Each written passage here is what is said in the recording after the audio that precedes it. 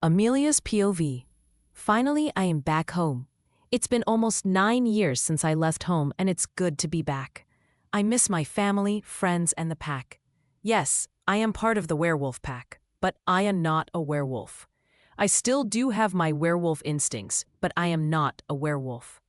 At first, I was worried, seeing everyone was different from me, but thanks to my family and pack support, I was okay with it. Due to this, my family sent me away to England for studies at the age 8. I have visited my family during holidays, but that's all it is. But now I'm finally going to be staying here for good. I can't wait to meet my family in the pack. Also, recently, my brother has met his mate, and I am so excited to meet her.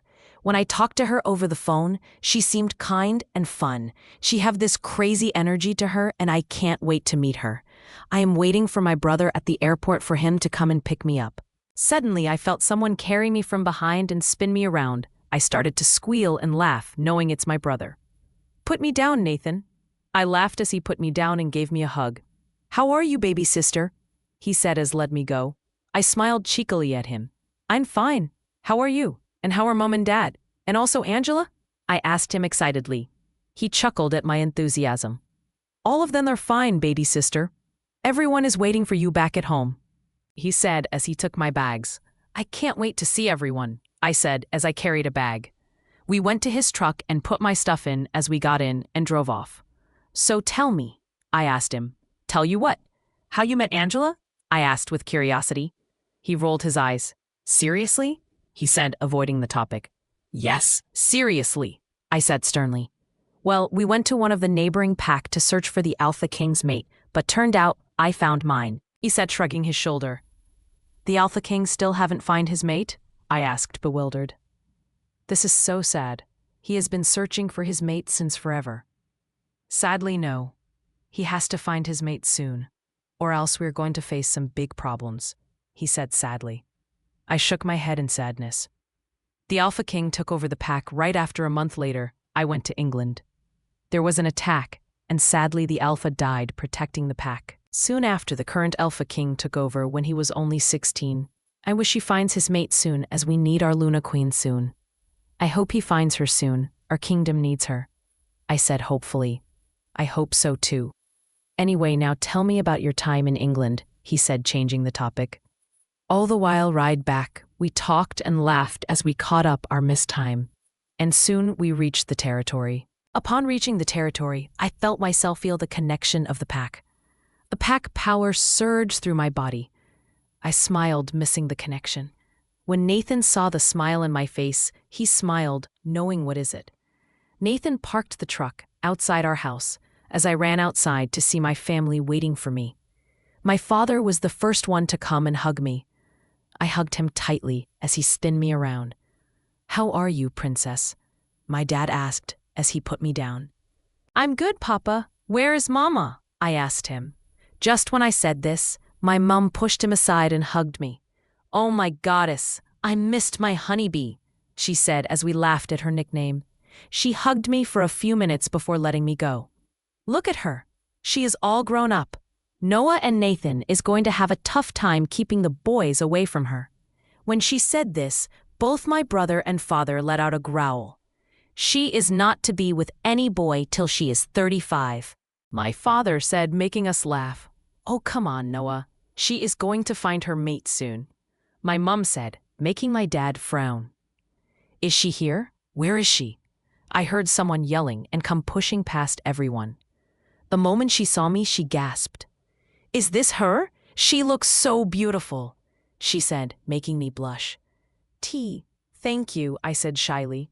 She quickly engulfed me into a hug. It caught me by surprise, but I hugged her back. "Oh my God, we can have girls' night out and shopping and so much more," she rambled on as she leads me inside. Everyone gave me a pity look before laughing. We went into the living room and took seats. Dad and brother took the things inside. I looked at the living room. It was just the same as I last remembered it. There were still scribbles from when my brother and I were young. The same smell. "So how is England, princess?" my father asked me. I turned to him and smiled. "It was nice, but I'm so happy to finally be back. I missed you guys so much," I said honestly. "We missed you too, little sister. From hereafter, you are not going anywhere. Nathan said sternly too, which Angela and my mom burst out laughing. I have some overprotective males in my house. Oh, come on, let her live a little. Anyways, dear, go freshen up and take some rest. We can talk later. My mom said, sensing I was tired. I nodded my head and went up to my room. As I entered my room, I saw the room I was too familiar to. Everything was still the same. My bookshelf, study table, bed, makeup table. Everything was still the same. I went into my closet and saw that some of my clothes were still there. I smiled as I took a towel and went to take a shower. After taking a quick shower, I went to my bed to take a nap. I didn't know how tired I was until I lay in my bed. Without wasting another minute, I dozed off. Amelia, wake up. I heard someone calling me. I slowly opened my eyes and saw it was Angela. I smiled at her as I got up. Hey, I said as I rubbed my eyes. She chuckled at my tiredness. Hey, I came to call you for dinner. It's being served, she said as she helped me out of bed. I'll come down in a bit, I said as she nodded her head and left. I yawned as I stretched my body. I washed my face as I take a jacket and put on top of my tank top. I went down to see everyone is already downstairs. Hi everyone, I greeted them while I take a seat. Hey sleeping monster, my brother said, as I glared at him. What's for dinner? I asked excitedly. Mashed potato with grilled chicken and sauce. The moment my mom said this, my stomach started to growl. You have no idea how much I missed your food, Mom, I said as glee in excitement. At least I have you who appreciate my food, my mom said sarcastically. What? We all appreciate your food, my brother defended himself. You always skip your breakfast, my mom accused him. That was so long ago. This is so much fun.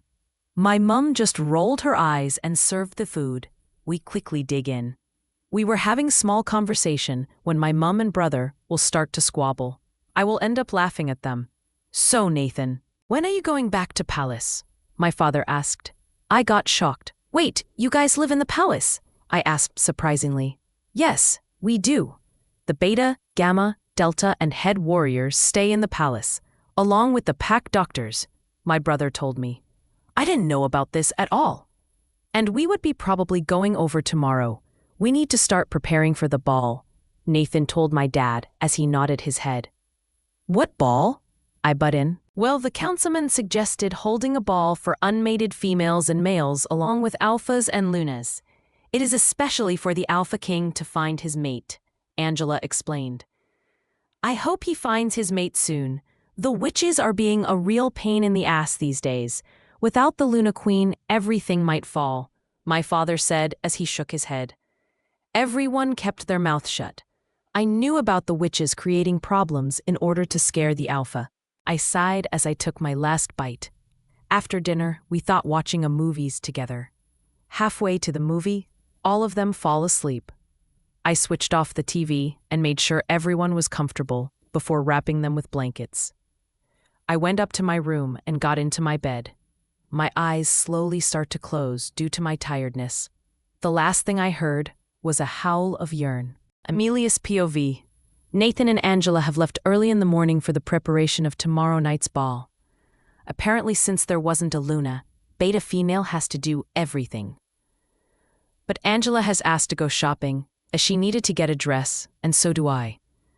I didn't want to attend the ball, but everyone has forced me to attend as it is a rule, and if I didn't, I might get punished. So with no other choice, I agreed. So here I am, waiting for Angela to pick me up. Hey, sweetie, who are you waiting for? My mother asked from the kitchen. Angela. She said she wanted to go shopping, I said as I scrolled through the channels. Okay, I wanted to ask you something. What is it, Mama? I asked, offing my TV as there wasn't anything interesting. Did you manage to find your mate yet? She asked me. I sighed. Not yet, Mama. Why do you ask? I asked curiously. Nothing. Anyways, what do you plan on doing after this? Well, I wanted to psychology. I actually was about to ask Papa about it. I can be the pack psychologist if the Alpha King allow. I said, thinking about. That's lovely, dear. Why don't you talk about it to your dad, once he back? my mom suggested. I nodded my head. I heard the engine sound and knew it was Angela. Angela is here, Mom. Bye, I said as I waved at her. I came out and saw Angela in a black car. I went to greet her. Hey. Heya. We greeted each other before getting inside the car. So where are we going? I asked her as looked outside the window. We are going to the Pack Mall. It has everything. You can literally get anything there, she said excitedly. I chuckled at her. So I heard that you guys have so much work. How are you coping with it? Well, it isn't easy, but I'm kind of used to it. I wish the Luna Queen is found soon, she said hopefully. I agree. From what I heard, the witch problem is getting out of hand. And if there comes a war, it's going to be a difficult one without a Luna. The pack will be weak, I said sighing. Yeah, that's why the king needs to find his mate, his Luna, soon. After that, we changed the topic. We talked about random things. Once we reached the mall, we straight went to the dress shops. I didn't know shopping would be this difficult in my life. We have literally went to most of the shops and nothing seemed to appeal her. My feet were starting to ache. I really wish this is the last store. My feet are hurting, Angela, I said as I took a seat. Come on, last one, I promise, she said umpteenth time. Suddenly I heard her squeal. This is it. Perfect, she said as she showed me a burgundy dress. It looked perfect on her. You looked so good on it, I said smiling. She went to change back as I waited for her. As I was looking around, a white dress caught my eyes. It looked so good. It was a two-piece dress. The top went around the neck as the skirt went down in layers. You should buy it, Angela said from behind, scaring me. No. I tried to walk away, but she held on to me. Why not? You need a dress for tomorrow. I was planning on wearing a dress I already have, I said, trying to free myself, but she was obviously stronger. What? No, you are getting the dress. No more arguments, she said, giving me the stern look. With my mouth shut, I bought the dress. We did some more shopping and I finally got back home. When we head home, it was evening and Nathan was there. Hey, baby sister. He hugged and greeted me. Sheesh, shopping with Angela must have been scary, he said, looking scared. When Angela heard that, she hit him behind his head. He made an ow sound as he pouted. I just laughed at them. They started arguing, which consisted of Nathan saying sorry and she ignoring him. I wished one day I have what they have. I sighed as they bid their farewell and left. I went up to my room and quickly had a shower. When I came down, Mama and Papa were seated for dinner. Hey, Papa, I greeted him as I sat down. Hi, Princess. How was your day? Painful. I went shopping with Angela. When I said this, he chuckled. You are the only female in our family who hates shopping. Should have seen your grandma and your mom. He grimaced as if he remembered a painful memory. I chuckled at him. Don't tell your mom I said this, he whispered. Don't tell me what? My mom asked suddenly. Nothing, my dad and I said at the same time. She eyed us suspiciously before serving us. We started to eat. It was quiet without Nathan. I missed him. Maybe I should go and see him tomorrow. So, Princess, your mom said you wanted to ask me something, he asked while eating the food. We'll talk once we're done with food. Can Papa? Sure, we'll talk in my office. I nodded my head and continued eating. Once we were done, I helped my mom with the dishes and went to my dad's office. Come on in, Princess, my father said as I entered. I took a seat in front of his desk. So what is it? I want to do psychology and maybe become the pack psychology. If that's all right with you and the Alpha King? I asked him hopefully. Does that mean you'll be leaving again? He asked with a frown. I chuckled. No, Papa. I'll go to the local college. They provide the degree. Well, if that's the case, I'm okay with it. Once you are done with your degree, we shall talk to the Alpha King about it. What do you say? I nodded my head in excitement and went to hug him. Thank you so much, Papa, I smiled. Anything for you, Princess, he said, hugging me back. After that, I went to my room and got ready for bed. I can't wait to go to college. With this thought, I went to sleep. Amelia's POV. Today is the ball. Everyone is in a rush wanting everything to be perfect. People are running around the town. I understand why people are in such a rush, but personally, I wasn't really interested. I wanted to meet my mate in a romantic way, not in a ball. I was also afraid that my mate was going to reject me due to me being a human. It always scared me. I shrugged off those thoughts. "Hey, princess," my dad greeted me. "Hi, Papa." "So, I have talked to the college principal and he said you can join on Monday," my father said, making me smile. "Oh my goddess, thank you, Papa," I said, hugging him. He just chuckled at me. "No problem." "You excited for the ball?" my dad asked me. I just shrugged my shoulder. This made him confused. "Why not?" I sighed. "I am scared." "Scared of what exactly?" he asked, confused. "What if my mate reject me due to me being a human?" I asked sadly. "That will never happen. Only a fool will do such a thing. You are pretty, smart, and such a kind person. And even if he does that, then he's not worthy of you," my dad said, trying to comfort me. I smiled at him sadly. I helped my father with some work and went to my room. Angela told me she will come over so that the both of us can get ready together.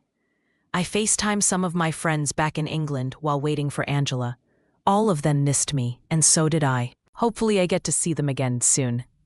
Just when I ended the call, I heard a knock in my door. "Come in," I called the person in. Angela walked in as she closed the door behind her. "Let's get ready, shall we?" she said excitedly while I chuckled at her, shaking my head at her craziness. "Fine, but promise me you'll not put too much makeup." She pouted at me, but I gave her the stern look. She rolled her eyes. "Fine," she huffed. We started with her first, as she already had an idea of what look she wants. She did smoky eyes look with a red lipstick. She looked absolutely stunning. We then moved on to her hair, where we curled her hair and tied it into a ponytail. After being done with everything, she went to change into her dress. After waiting for some time, she came out wearing her burgundy dress. When I saw her, my mouth were wide open. "You look stunning, Angela," I complimented. "I know," she said, flipping her hair. We laughed at her cheekiness. Soon, she started on my makeup. I closed my eyes upon her order as she did my makeup and hair. It felt like hours till she finished. Once she was done, she ushered me to my closet and asked me to wear my dress and come out. I did as she told me. Once I came out, I heard Angela gasp. "You look hot," she said, making me blush. Thank you," I said, making my cheeks red. I wore my white sandals while Angela wore her red heels. Just when we went down, Nathan entered the house. "Wow," he said, looking at Angela. I giggled at Nathan's face. Angela went towards Nathan and gave him a peck in the lips when Nathan pulled her in for a kiss. I smiled at them. Soon they pulled away, and he whispered something in her ears which I couldn't hear. "Wow, baby sister, you look pretty. Now I have 2 ladies that I need to protect." "Great," my brother said with a frown. Both Angela and me burst out laughing. Once we got everything we needed, we left for the ball. We got into Nathan's car as he drove us to the ball. Since it has only been 2 days I've been here, I'm not really sure of the routes. Hence, Nathan offered me a ride, which I gladly accepted. The last thing I want is getting lost. I really hope Xavier finally finds his mate, Nathan told Angela. "Who's Xavier?" I thought. "Maybe it's one of his friends." "I hope so too," Angela said. I shrugged it off and leaned back. I was a nervous wreck. I didn't know what to expect when we get there. Will I find my mate? Will he reject me? So many thoughts were running throughout my mind, and I didn't know what to think. Soon I heard Nathan say, "We have reached." I took in a few deep breaths before getting out. I stood on the left of Nathan, while Angela stood on the right. Nathan guided us inside. When I went inside, I was astonished by the look of it inside. It looked fabulous. "Close your mouth, baby sister," Nathan said as he chuckled. I blushed out of embarrassment. I have never seen the inside of the palace, and it looked amazing. As I looked around, I saw so many people. I have never seen so many people in one spot. It looked massive. "I need to go and see Alpha King, excuse me," Nathan said as he gave Angela a peck and left. "Come on, I'll introduce you to some of the people," Angela said, pulling me along towards her. "Here we go." Xavier's POV. Stupid tie. I cursed as I tried to tie my tie. I tried over and over again, but I couldn't do it. Having trouble? A voice I knew too well asked. I rolled my eyes. Nathan, my beta came, helped me with it. To my surprise, he was done with it within seconds. I can't believe the Alpha King isn't able to tie his tie, he said, chuckling. I growl at him. If it was any other person, I would have had their head in platter by now. But it's Nathan. He is always stuck by me no matter what. Shut up. I rolled my eyes at him again. Once I checked that everything was okay, I turned to Nathan. Everyone is here, he said, nodding at me. Let's get this done with. I said, walking past him when he stopped me. You will find your mate. Don't worry, he said, encouraging me. I better, or else we are doomed. We need a strong and smart Luna if we're going to win the upcoming war, I said nonchalantly. Look, a mate is not just for the pack. You need her too, he said, sighing. I just rolled my eyes. A mate just makes you weak. That's what happened to my parents. After my father died, my mum became weak, and she is all by herself, locked herself up in the Far East Wing, all to herself. A mate will just make me weak. I am not weak. I am the Alpha King, the most powerful and ruthless Alpha. I will not allow my mate to become my weakness. However, the kingdom and my pack needs a Luna, or they'll become weak. That is the only reason I am looking for my mate. Whatever, I said as I walked past him. I had him sigh, but still follow. Well, I just would like to inform you, my sister is back, he said. I nodded at him. I have heard about his sister, but have never seen her. She is apparently a human. I scoffed at that. How is that even possible? I will never understand. The moment I came to the ballroom, everyone went silent. After looking around, I nodded my head as everyone continued whatever they were doing. We might find mate today, my wolf said in excitement. Even though I wasn't looking forward to seeing my mate, my wolf was. I internally rolled my eyes at him. Here we go. Amelia's POV. Everyone seemed to be so nice. So many of them has already found their mate. I was so happy for them. Everyone looked happy having to find their mate. I have been walking around for some time before going out to take some air. I looked around and saw a garden. It was so beautiful. As I was about to go and see, I heard my name being called. Hey, what are you doing outside? Come on in. Angela called me in. I nodded my head and went inside. The moment I went inside, I smelled vaguely an intoxicating smell. It smelled of chocolate and the forest. It was too vague for me to put my finger on it. I wanted to go after the smell, but I couldn't pinpoint it. So I shrugged it off. I went towards Angela and saw she was talking to some girls. Angela, I am going to the washroom, I said as I excused myself. Luckily, I was able to find a washroom. After doing my business, I came out only to smell the same scent as just now. It was mouthwatery. I followed the scent and hit something that seemed to be a wall. I stumbled back a bit before holding myself off. When I looked up, I almost gasped. I saw the most beautiful eyes ever. Then I knew who it was, my mate. But what I realized was the power that was radiating off of him. He held power like no other alpha before.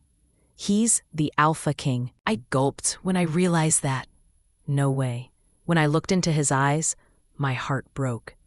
It held embarrassment and disappointment. He let out a threatening growl before turning back on his heels and walking away. I fall down on the floor, tears threatening to spill. I knew this is what was going to happen. He's going to reject me. Tears spill down my cheeks. I sat down there for some time before going back to the ballroom, knowing Angela will be looking for me. When I went inside, I saw Angela looking for me. I went towards her before masking a smile. You okay? You were gone for some time. I was worried, she said, looking worried. It's nothing. Just was feeling overwhelmed, that's all. I lied.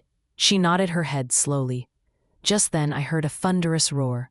When we looked towards the sound, it was the Alpha King. Everyone leave now, he roared, making all of us submit to him. Without waiting another second, all of us left. I wanted to look back at him. But I fought that urge and left the place without saying another word. Angela drove me back home, before going to the pack house. All the while I kept silent, not wanting to say anything. Angela seemed worried about me, but I told her it was nothing. Not wanting to pester me, she let it be. As soon as she dropped me, I quickly went inside my house and ran to my room. Lucky for me, my parents were already asleep. The moment I reached my room, I let out all the tears that were threatening to still. My worst nightmare came true. My own mate rejected me. It was in horrible pain. I can't believe this is actually happening. He is, after all, the Alpha King and would want a strong she-wolf by his side, and instead, he got me, a mere human. I was angry at myself. Why did I have to be human? Why? I was crying for hours before exhaustion took over me. The next morning, I woke up with pain all over my body. I opened my eyes to see I was lying in the floor. I didn't understand why, before everything from yesterday came flooding back to me. Tears threatened to spill again, but I did not have the energy to cry anymore. So I wiped my tear-stained face and went to my bathroom. I took a quick shower before, putting on a tank top and shorts as I put a baby blue jacket. I went down to see my mom and dad doing breakfast. They looked so happy, giggling and laughing. Looking at them made me sad immediately. I erased those thoughts and went inside the kitchen. "Good morning, Princess. What time did you come yesterday?" "I didn't hear you come in," my father told me. "A little after 12, I said, trying not to show my emotions. He nodded his head before placing my plate in front of me. "So, Princess, college is tomorrow. Are you ready?" my mom asked me. My eyes went as wide as saucers. I totally forgot. "I need to go and get some stuffs," I said to my dad frantically. My parents laughed at my frantic face. "Don't worry, we've informed Angela about it, and she said she'll come and bring you to get them." I nodded my head. I wondered what happened after everyone left. Did he tell about me, or did hide about it? I shuddered at the last thought. I sighed, not really wanting to think about it. I really wish he doesn't reject me, but I knew that's what's going to happen. Hopefully I could avoid him. I am not ready for the rejection. As I washed my plate, I heard a car pull up. Knowing it's Angela, I opened the door for her. "You ready?" she asked me. "Give me a moment. I'll grab my stuff," I said, as I quickly went up and put my wallet and phone in a backpack and ran down. "I'm ready," I said lowly. We went to her car as she drove us to town. The college has emailed me the book list and everything I'll be needing. I had most of the things and needed to get some books. "Can we go to a bookstore, please? I need to get some books." She nodded her head in silence. I know she wants to ask me something. "What happened yesterday? And don't day nothing," she said sternly. How am I supposed to say? What am I supposed to say? I tried to come up with a lie. "It's nothing, really. I was just disappointed that I couldn't find my mate, that's all." "You sure?" she asked me questioningly. I nodded my head in assurance. Soon we reached the bookstore. I looked for the books I need and collected them. I paid for my stuff and started to look for Angela when I saw her speaking to someone in the phone in a hushed tone. As soon as I came, she put down the phone. "Shall we go?" I asked her. "Hey, I am so sorry. I need to go to the palace urgently. The Alpha King is in rage and tearing everything apart. I need to go there." "Can you drive yourself home? Thank you so much," she said hurriedly without letting me talk. Before I can say anything, she left towards the woods, probably to shift. I sighed. I didn't know how to drive. The car is parked in a corner, luckily. I sighed as I walked.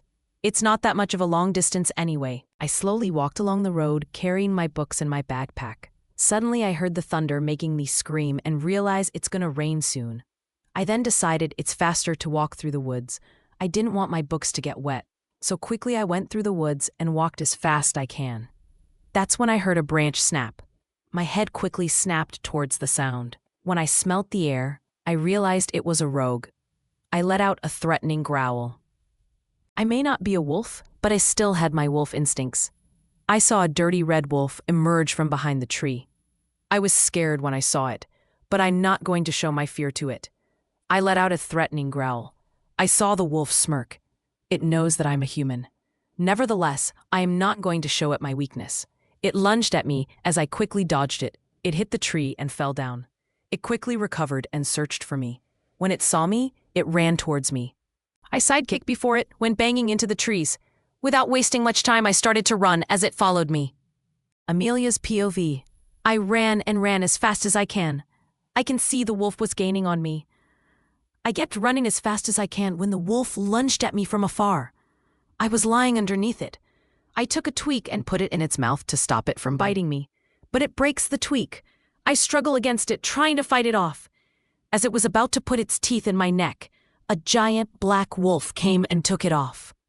Both of the wolves were fighting each other when the black wolf ripped the rogue's neck. That's when I smelled the scent. It was the Alpha King. He was looking down at the rogues while breathing heavily. I didn't know what came over me, but I ran the opposite direction of them. I didn't want to face him. At least not yet. Not after what happened. Soon I reached my house and ran in. My mother looked at my flustered look and hurried towards me. "Oh my goodness, Amelia, what happened?" she asked me, worried. I took in few deep breaths of what happened, except for the part where the Alpha King is my mate. Hearing this, my mother got shocked, checked for bruises. I didn't have much bruises except for a few scrapes here and there. But that's all it was. She quickly called my dad and told what happened. My father got scared and wanted to come back, but I said I was okay and he didn't have to come back. He reluctantly agreed to me. My mother insisted we go to the infirmary, but I said bandages were fine. After much convincing, she agreed. I was afraid I might bump into the Alpha King. I sighed and went to my room to take some rest. "Oh, moon goddess, please help me." I prayed, letting her guide me out of this, and went to sleep. What felt like hours, I woke up to my father's sound. I sat up hearing his voice when he came in with a worried look. The moment he saw me, he came to hug me. "Oh, thank goddess you are okay," my father said. "And fine, Papa," I said, assuring me. Next, I saw my brother and Angela come in. "Baby sister, are you okay?" Nathan asked me, concerned. I assured him I was fine, and soon Angela came and hugged me. "I am so sorry I left you like that. I didn't know that you didn't know how to drive," she kept apologizing. "It's okay, you didn't know. You don't have to apologize," I assured her. My mom smiled softly at me. Once I told them I was fine, all of us went down. We sat in the living room, just talking. "So Nathan, did the Alpha King finally find his mate?" my mom asked, making me freeze. "I don't know what to expect. Did he tell?" "Nope, Mum," Nathan said, making my heart sink. "He didn't tell anything about us. He refused to even speak about me." My eyes started to stink. Before I could cry, I excused myself and left. I didn't want to cry. I just can't believe he would do something like that. He should at least acknowledge me, but he chose to ignore me. What I didn't realize was that without even realizing, I'm starting to like him. The mate bond already taking its effect on me. I quickly stuffed everything in my backpack. Luckily, I didn't lose my stuff yesterday. I went down to see my dad was ready. I grabbed an apple and went towards my dad's car. "You ready?" he asked me. I nodded my head frantically. The college was walking distance only. But since it was the first day, my dad insisted that he drop me off. I got inside the car, so did my dad. I turn on the radio as I sing along to the songs till we reach the college. "You should choir," my father said, turning to me. "No thanks," I said, taking my bag and got down. I heard my dad chuckle. "Be safe," he said as I show a thumbs-up signal. I heard him drive before going in. I went straight to the office room to take timetable and locker combination. The receptionist was a kind lady as she gave me my things and explained on how to get to my class. Once keeping my stuff in the locker, I gathered my things and went to my class. I knocked the door as the professor was teaching the students. Upon hearing me knock, he stopped teaching. "You are?" he asked me questioningly. The entire class was looking at me. I blushed due to the attention. "I am Amelia Rose, new student," I introduced myself. "Oh, right. Please come in and take a seat at any empty space," he said, directing me in. I climbed up the lecture hall and saw an empty space beside a girl. "May I?" I asked her politely. She smiled at me softly and nodded her head. "Hi, I'm Avery," she introduced herself. "Hi, I'm Jason," a boy beside her introduced. I smiled at them both. I can smell both of them are werewolves. I don't know if they're my pack. "Are you guys from Silver Moon Pack?" I whispered, to which they looked surprised. "Wait, how do you know what we are?" Jason asked, surprised. "My family is a werewolf family. I somehow am human," I explained. "Well, yes, we are from the Silver Moon Pack," Avery said, smiling, to which I returned. We returned back to what the professor was teaching. The day seemed to go by very fast. Avery and Jason seemed to be very nice and joyful people. I also learned they were mates. The moment they said that, my thought ran to my mate, but pushing those thoughts behind, I continued my day. Once college was over, Avery and Jason offered to drop me off, and I agreed instantly. I didn't want what happened yesterday to happen again. Once they dropped me off, I went inside my house. That's when I smelt wolves from the pack inside my house. I quickly ran inside. The moment I went inside, I saw bulky men standing inside. My parents, Nathan and Angela, were talking among themselves. The moment they smelt me, everyone's head turned to me. I stood there frozen, not knowing what is going on. My parents quickly rushed towards me. They grabbed me and pulled me into an empty room. "What's going on?" I asked, confused, to the four of them. They closed door before turning to me. "Why didn't you tell us?" Nathan asked me. "Tell y'all what? That the Alpha King was your mate?" they asked as I stood there shocked. "How did they know?" I didn't answer and looked down, not answering them. "You met him at the ball, didn't you?" Angela asked. I nodded my head slowly. "Why didn't you tell me?" Nathan asked me again. I didn't know how to tell them. "Hey, he didn't want me," I stuttered out. The four of them took a deep breath. "Of course he would do that," Nathan said angrily. He took a deep breath. "Well, too bad. He has to accept you. We need you," Angela said nonchalantly. I stared at her unbelievingly. "He just told us about you. After so much persuasion, he told us about you. And now you need to come with us to the palace," he said seriously. "What?" I asked, shocked. "Yes, dear," my father said softly. "How am I going to face him? What am I to do now?" "You have to come with us. The pack needs you. You can feel it yourself that the pack is becoming weak," my brother said, to which I agree. Letting out a big sigh, I agreed. Just then we heard the doors knock. "We have to go, now," someone said from the other side. With last sigh, I stepped outside. Amelia's POV. To say that the palace looked huge would be an understatement. It looks magnificent. I was looking at it in awe when my brother nudged me to walk forward. I walked forward, following the guards. As we entered the palace, we took a couple of turns and up the staircase. Soon we reached a double door. I looked at it and back to my brother. That's when I smelt him. He was standing inside. I also smelt few others. Angela have stopped few steps away. She gave me soft smile. My brother led me inside as I followed. I looked around the room and it was in gold. I am pretty sure this is the throne room. I saw a few old men in the room. Upon hearing of the doors, everyone's head turned to us. I quickly hid behind my brother. My brother was well built enough to hide me completely. I was pretty small, so it wasn't that difficult. "Welcome, Beta Nathan. Where is she?" I heard someone ask. My brother stepped aside to show me. The moment he did that, my mouth went wide. I probably looked like a goldfish. I looked in front to see about 9 old men. All of them stepped forward towards me. "Hello, dear. We are called the Elders. My name is Anderson," he said as everyone started to introduce themselves. I tried my best to remember all their names.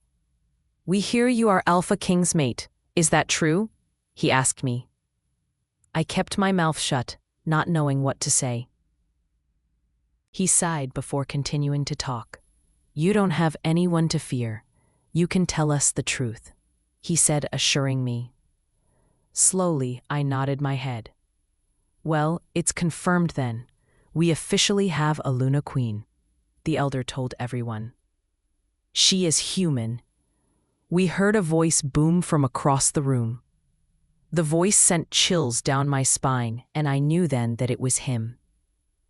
I saw a dark figure walking towards us. It was him. The moment I saw his face, I felt my heart break. His face consisted of distaste and anger towards me. I flinched when I saw that. I can't believe my own mate is looking at me like that. The elder beside me spoke. She is still your mate, the kingdom's queen, and your pack, Luna, he said sternly. He rolled his eyes. She is needed now more than ever. The moon goddess paired you guys for a reason, he explained. Look, my child, you would know vaguely about the witch problem. Your connection to the pack and kingdom is what that's going to make everyone stronger. I nodded my head in understanding. You have to be marked soon, and the coronation has to take place soon, he said, making my eyes go wide. He just smiled at me sadly. How am I supposed to mark her? The Alpha King growled angrily. Seeing him angry made me scared as I clutched onto my brother. I sensed that my brother was tensed due to everything. I tried to calm him by squeezing his hand. He smiled down at me. You have to. The battle is in less than a week, but witches are coming at us. You don't have much of a choice, one of the elders said. He groaned before pulling his hair. Without saying anything, he just walked away out of the room. We all stood there not knowing what to say. Jerk, my brother mumbled before turning to me. Don't worry. He'll come around, he said, looking at me. I just nodded my head. You'll be staying in the palace from now onwards for your safety, the elder said. I nodded my head in understanding. Also, your coronation will be happening in 2 days' time. He'll mark you during coronation. I got shocked. This is all too fast. I understand you are feeling overwhelmed, but you have to understand us, dear, he said as I nodded my head in understanding. Bring her to her room, bade Nathan, another elder. Nathan slowly guided me outside. I am sorry I was mad at you for not telling us about you being mated to Alpha King. I understand now why you didn't tell. It's okay, I said, smiling softly at him. We went up a couple of steps. Before stopping at the last second floor, he guided me towards a room and opened it for. I saw some of my suitcase was already there. Knowing it must have been the guards, I shrugged it off. Nathan, can I ask you something? Sure. What is it? He asked as he sat in the bed. I went and sat beside him. Can I continue to go to college? Please? I don't know, baby sister, he sighed. Please. Today was only my first day and I'm already here, so please, I begged him. Let me see how, he said, assuring me. I hugged him happily. Thank you so much. Will you be staying in the palace? I asked him hopefully. Yes, just 1 floor down, baby sister. You can come down anytime you want. I nodded my head. Soon he left as I was once again stuck in my own memories. I really needed a shower. I quickly went and took a shower. I wore my gray sweatpants with gray hoodie. My stomach started to growl. I went out remembering Nathan saying, "There is a pantry in the floor." I tried finding for the pantry when at last I did. I grabbed some pastries and did hot chocolate. I sat there, eating and start thinking about everything that has happened. Why am I mated to the Alpha King? Why me out of all people? There are so many people out there who are stronger and prettier. The thought of other female mated to him makes me mad. But it's true. I finished my pastries and was going to my room when I saw him stumbling up the stairs. He didn't notice me as his back was facing me. I realized he was drunk, stumbling up the stairs. I wanted to help him, but knew it would anger him. So I fight urge to go help him and return to my room. After 5 minutes, I heard my door knock. Smelling it's Nathan, I asked him to come in. Hey, baby sister, I have spoke to the elders, and they are okay with you to going back to college. But however, during coronation day you can't, he explained. I nodded my head with glee. Thank you so much. To which he chuckled. No worries. Now go to bed. You must be tired. The moment he said, I let a yawn. We said goodnight. As I fall asleep. Amelia's POV. I woke up the next morning getting ready for college. It surprised many that at 16 years old, I am able to go college. But thanks to me finishing high school earlier, I am able to go to college earlier. I grabbed my backpack and exited the room. I went one floor down to Nathan and Angela's room. Nathan offered to give me a ride since college was a bit farther from here. I knocked on the door when the door opened, revealing Angela. Hi, Amelia. Your brother is almost ready, she said, letting me in. Their room looked bigger than mine. It was the beta chambers. Hi, baby sister. Ready to go? He asked as he hugged me. I nodded my head as we said bye to Angela. We went to a lift and went down. I didn't know that there was lift here, I asked astonished. He just smiled sheepishly. Once we reached the first floor, we got out. We walked to Nathan's truck as we both got in. As I got inside, a breeze of air hit me. That's when I smelled his scent. I looked around to see him training in the field. There were so many others, but my eyes only focused on him. He was doing combat fighting. He easily took down his opponents. It made me proud of how strong he is. Before I can think anything else, Nathan started driving. I looked back to the front and trying to forget his thoughts. I have to come to terms that all I am here for is the pack. Lee will never be anything more. But my heart doesn't want to agree with it. It wants more. It needs more. It has this hope that one day we will be happy together. I wished it was true, but it's not. But I have decided something. I will not give up. Once the war between the witches and us are done, I will try whatever it takes to make him happy. I will fulfill my job as a Luna and his mate. I didn't realize we have reached. I said bye to my brother and went inside. I went to my locker and got my things. Boo! I heard someone scare me as I screamed softly. When I turned around, it was Jason. Avery was smirking beside him. I glared at the both of them. They started to burst out laugh. You are so cute, Avery said, to which Jason agreed. I just shook my head and we walked to our class. It was fun being with Avery and Jason. They were so funny and were the troublemakers. They are literally the perfect match, and no doubt that the moon goddess made the right choice. In my case, however, it was different. I sighed, getting rid of those thoughts. The entire day I spent with them, I totally forget about everything. Alpha King Coronation Mark. I was laughing happily with them as we got caught making troubles. Soon college was over and both of them offered to drop me off. I seriously should go for driving lessons. So guys, are y'all excited for the coronation tomorrow? There's no college for werewolves due to the coronation. The moment Avery said this, I froze. I wonder who's our Luna Queen? Jason added in. Should I tell them? I sighed, deciding not to. It's not like they'll believe anyway. I told them that I live in the palace with my brother. At first they were surprised, but dropped me off outside the palace. I made my way inside and finally got inside my room without having to see the Alpha King. I quickly freshened up and wore a black sweatpants with a black hoodie. Not knowing what to do, I decided to get some of my homework done. After an hour, I was finally done. When my stomach growled, I decided to get some food, but realized that I have no idea where the kitchen is. I went to Nathan's and Angela's chamber. I knocked on the door, and Angela came to open it. The moment she saw me, she smiled widely. What is it? She asked as she smiled.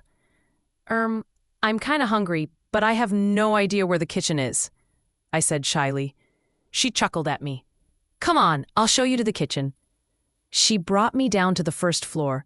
We took a couple of turns as I marked them in my head. Soon we reached the kitchen as I saw a couple of ladies working there. The moment they saw us, they stopped working. Beta female, what would you like? One of them asked. My friend here would like something to eat, she said as they start preparing something. We took a seat in one of the stools.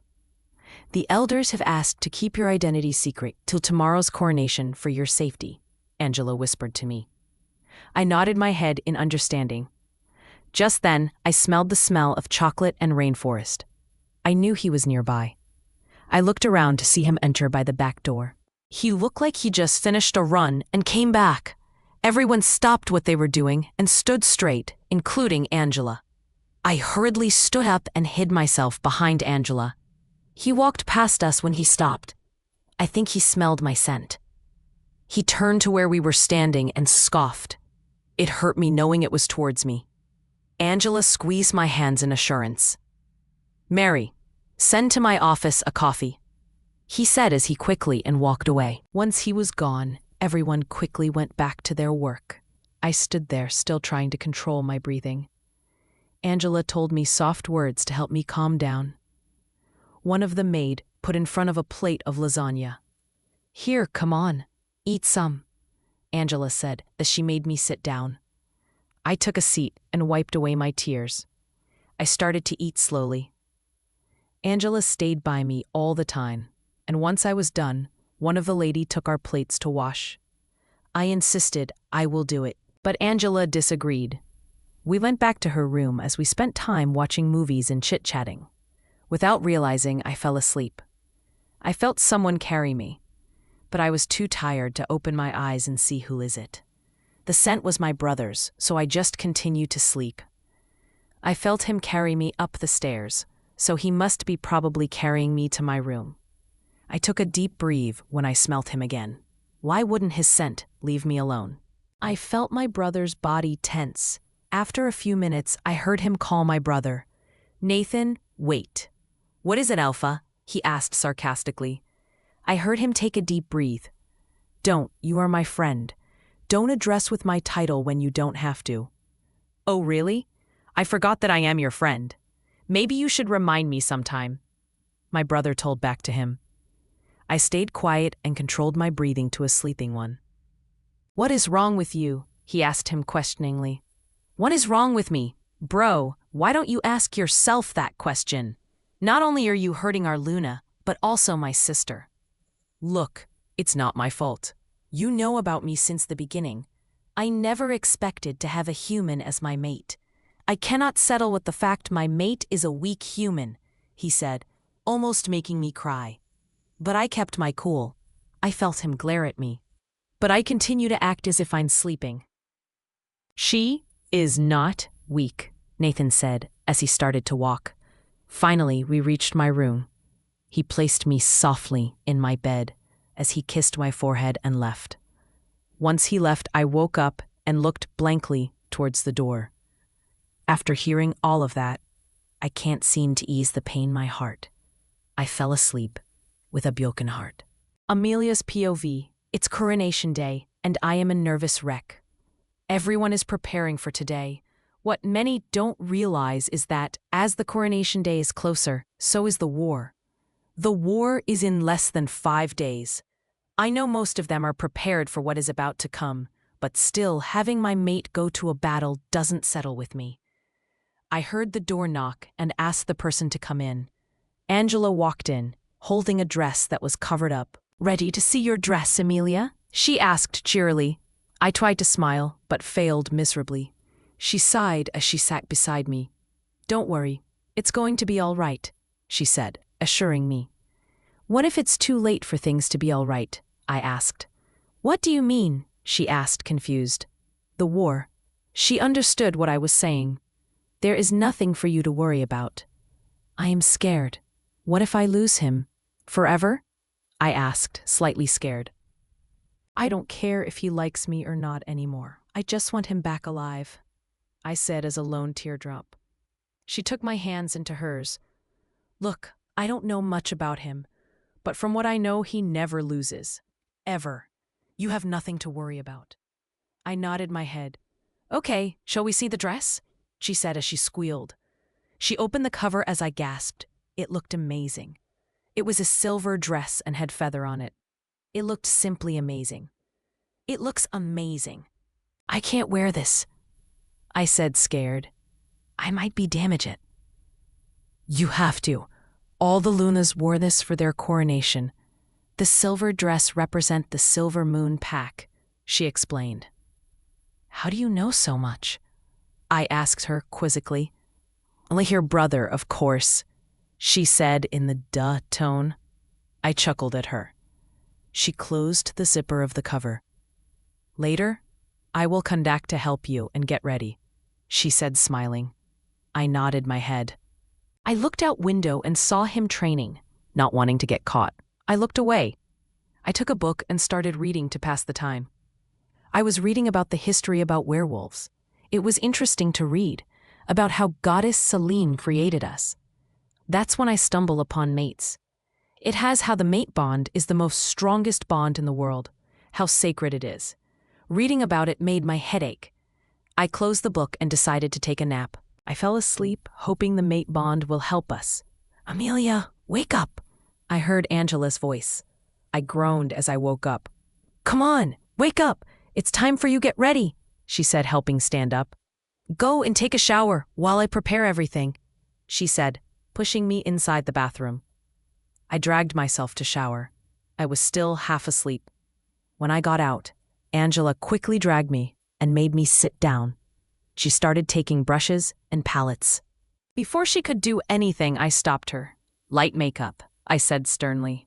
Oh, come on, it's your coronation day, she insisted. It's either light makeup or nothing at all, I said sternly. She glared at me, but yet agreed. She first did my makeup and moved on to my hair as she straightened my hair. When I take a look in the mirror, I looked and felt different. Okay, go on, put the dress. She ushered me into the closet. I went in and carefully put the dress. I was so scared that I might damage the dress. Once I was finally inside the dress, I tried to put the zip, but I couldn't reach. I went outside and saw Angela getting ready. Hey, Angela, can you help me with the zipper? I asked in a shy tone.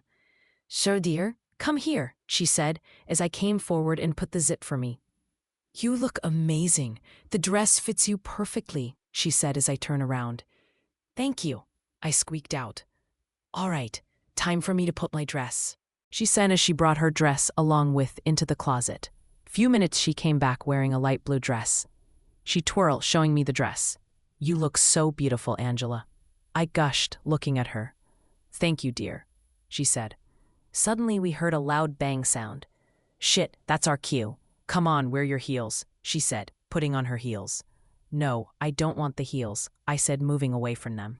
It's only for a while, it's not even that high, she said, making me look at them. They weren't that high. Fine. I grumbled and wore them. She guided me out. We took the lift, and as she pressed the 3rd floor, I was starting to panic. What if he leaves me standing there? Hey, it's okay. Everything will be okay, Angela said, smiling softly. I smiled, taking in few deep breaths and calming myself down. At my last deep breath, the lift doors opened. We stood outside 2 golden doors. I remember these doors. We were outside the throne room. Suddenly, the music started to play. The doors opened as Angela led me in. I was looking down when we entered inside. After entering inside, she stepped aside and asked me to go ahead. When I slowly looked up, I saw my brother standing in the first step. Further steps up, I saw him. His back was facing me, not wanting to look at me. Taking few more deep breaths, I walked inside. Everyone gasped, looking at me. By now, everyone would have known. I am human. My legs felt like jelly the further I walked. Soon I reached my brother, as he gave me his hands and walked me up the stairs to where the Alpha King, along with Elder Anderson, was standing. I faced Elder Anderson, scared to look at the Alpha King. We are gathered today to crown our kingdom's king and queen, the elder started. At hard times, our Alpha King has managed to find his mate, our Luna Queen. The moment he said this, everyone clapped their hands. Beside me, I heard him scoff at what the elder said. Let the ceremony begin, he said, as I saw a boy almost my age bring in a golden bowl. I knew what we had to do. We had to cut at each other's palm, combining our blood, holding our hands. Bring it forward, the elder told the boy. The boy brought it towards us. Son, you go first, the elder told Alpha King as he passed him a knife.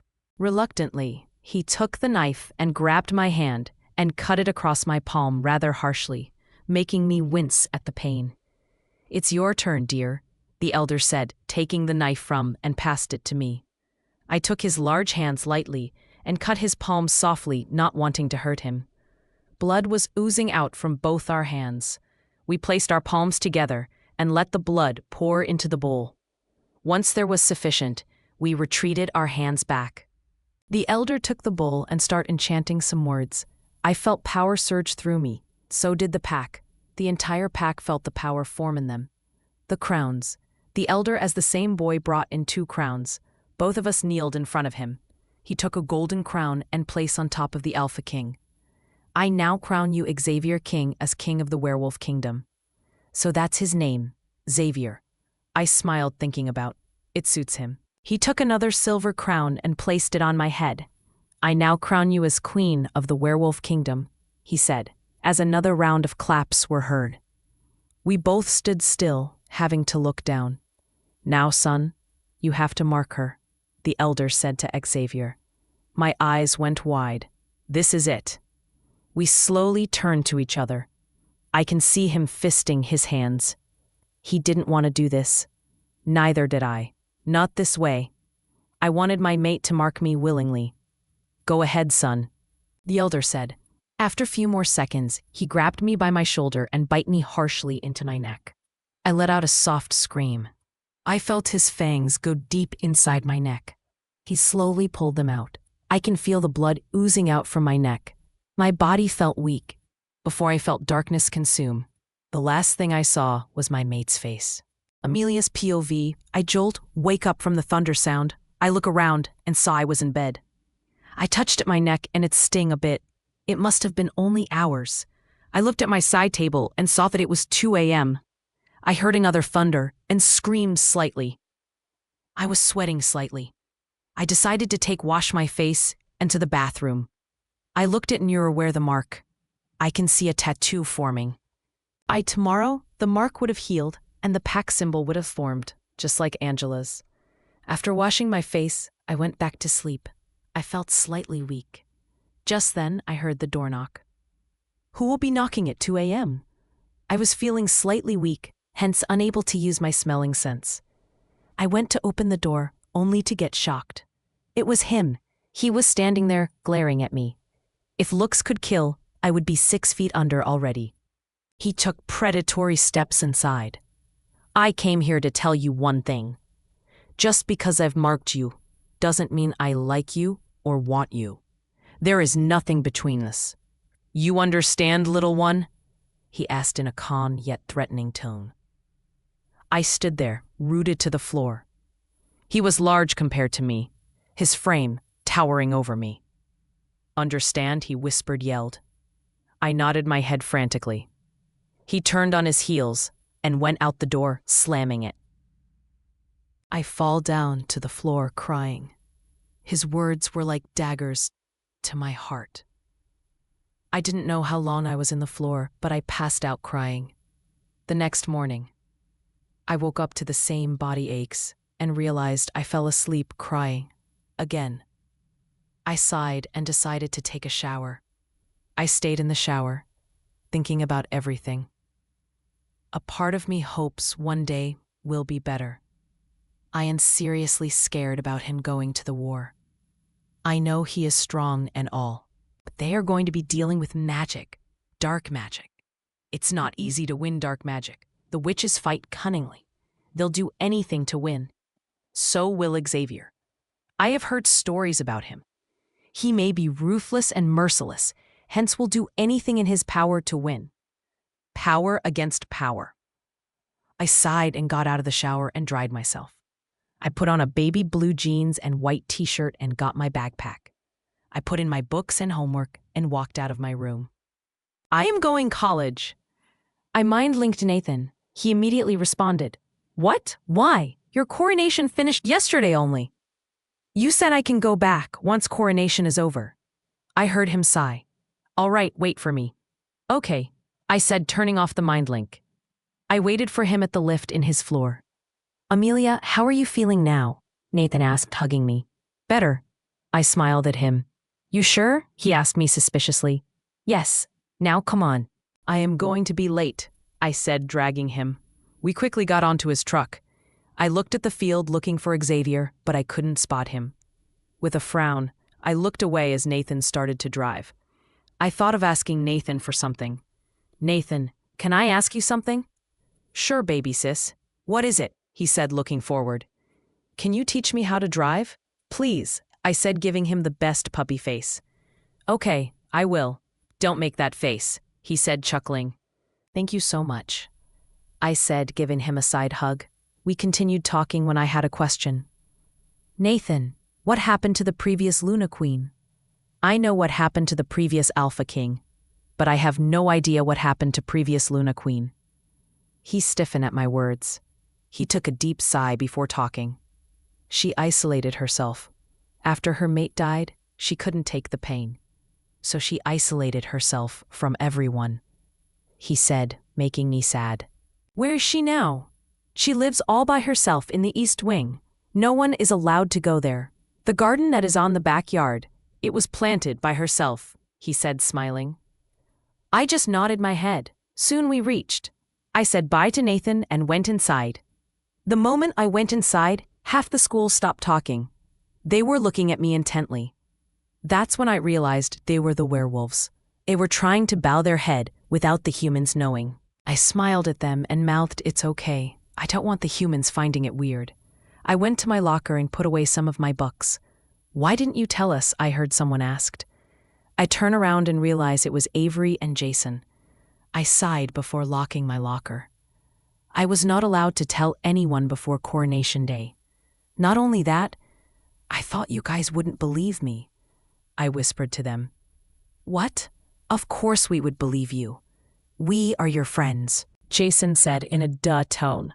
I know, and I am so sorry. I promise I won't keep any more secrets from you, I said, smiling at them. We took our seats. The professor has yet to come, so everyone were in their own conversation. So what's it like, mated to the Alpha King? Avery asked, wiggling her eyes. I instantly became sad. Hey, what happened? Jason asked, worried. I shook my head, stating it was nothing. But they were not having it. Come on. You just promised no more secrets, Avery said. With a big sigh, I told them everything, leaving out the yesterday night incident. When I finished telling, the professor came as I left them with wide open mouth. The entire lesson, they looked at me with shock. Once the lesson was over, they dragged me to the side. Wait, everything you said, was it real? Avery asked with shock. I sadly nodded my head. Both of them pulled me in for a hug. I was shocked at first, but still hugged them back. After some time, we pulled away from the group hug. I am so sorry, Amelia, Avery said with a sad smile. It's okay. It's not your fault, I said. We started walking towards the cafeteria for lunch. We brought our food and went to sit down. I grabbed my sandwich and started to eat. Hey, shall we go somewhere after classes? Our last period is free anyway, Jason said, gaining our attention. Sure, where? Avery asked. Well, let our Luna choose, shall we? Jason asked. I started thinking. Suddenly, I got an idea.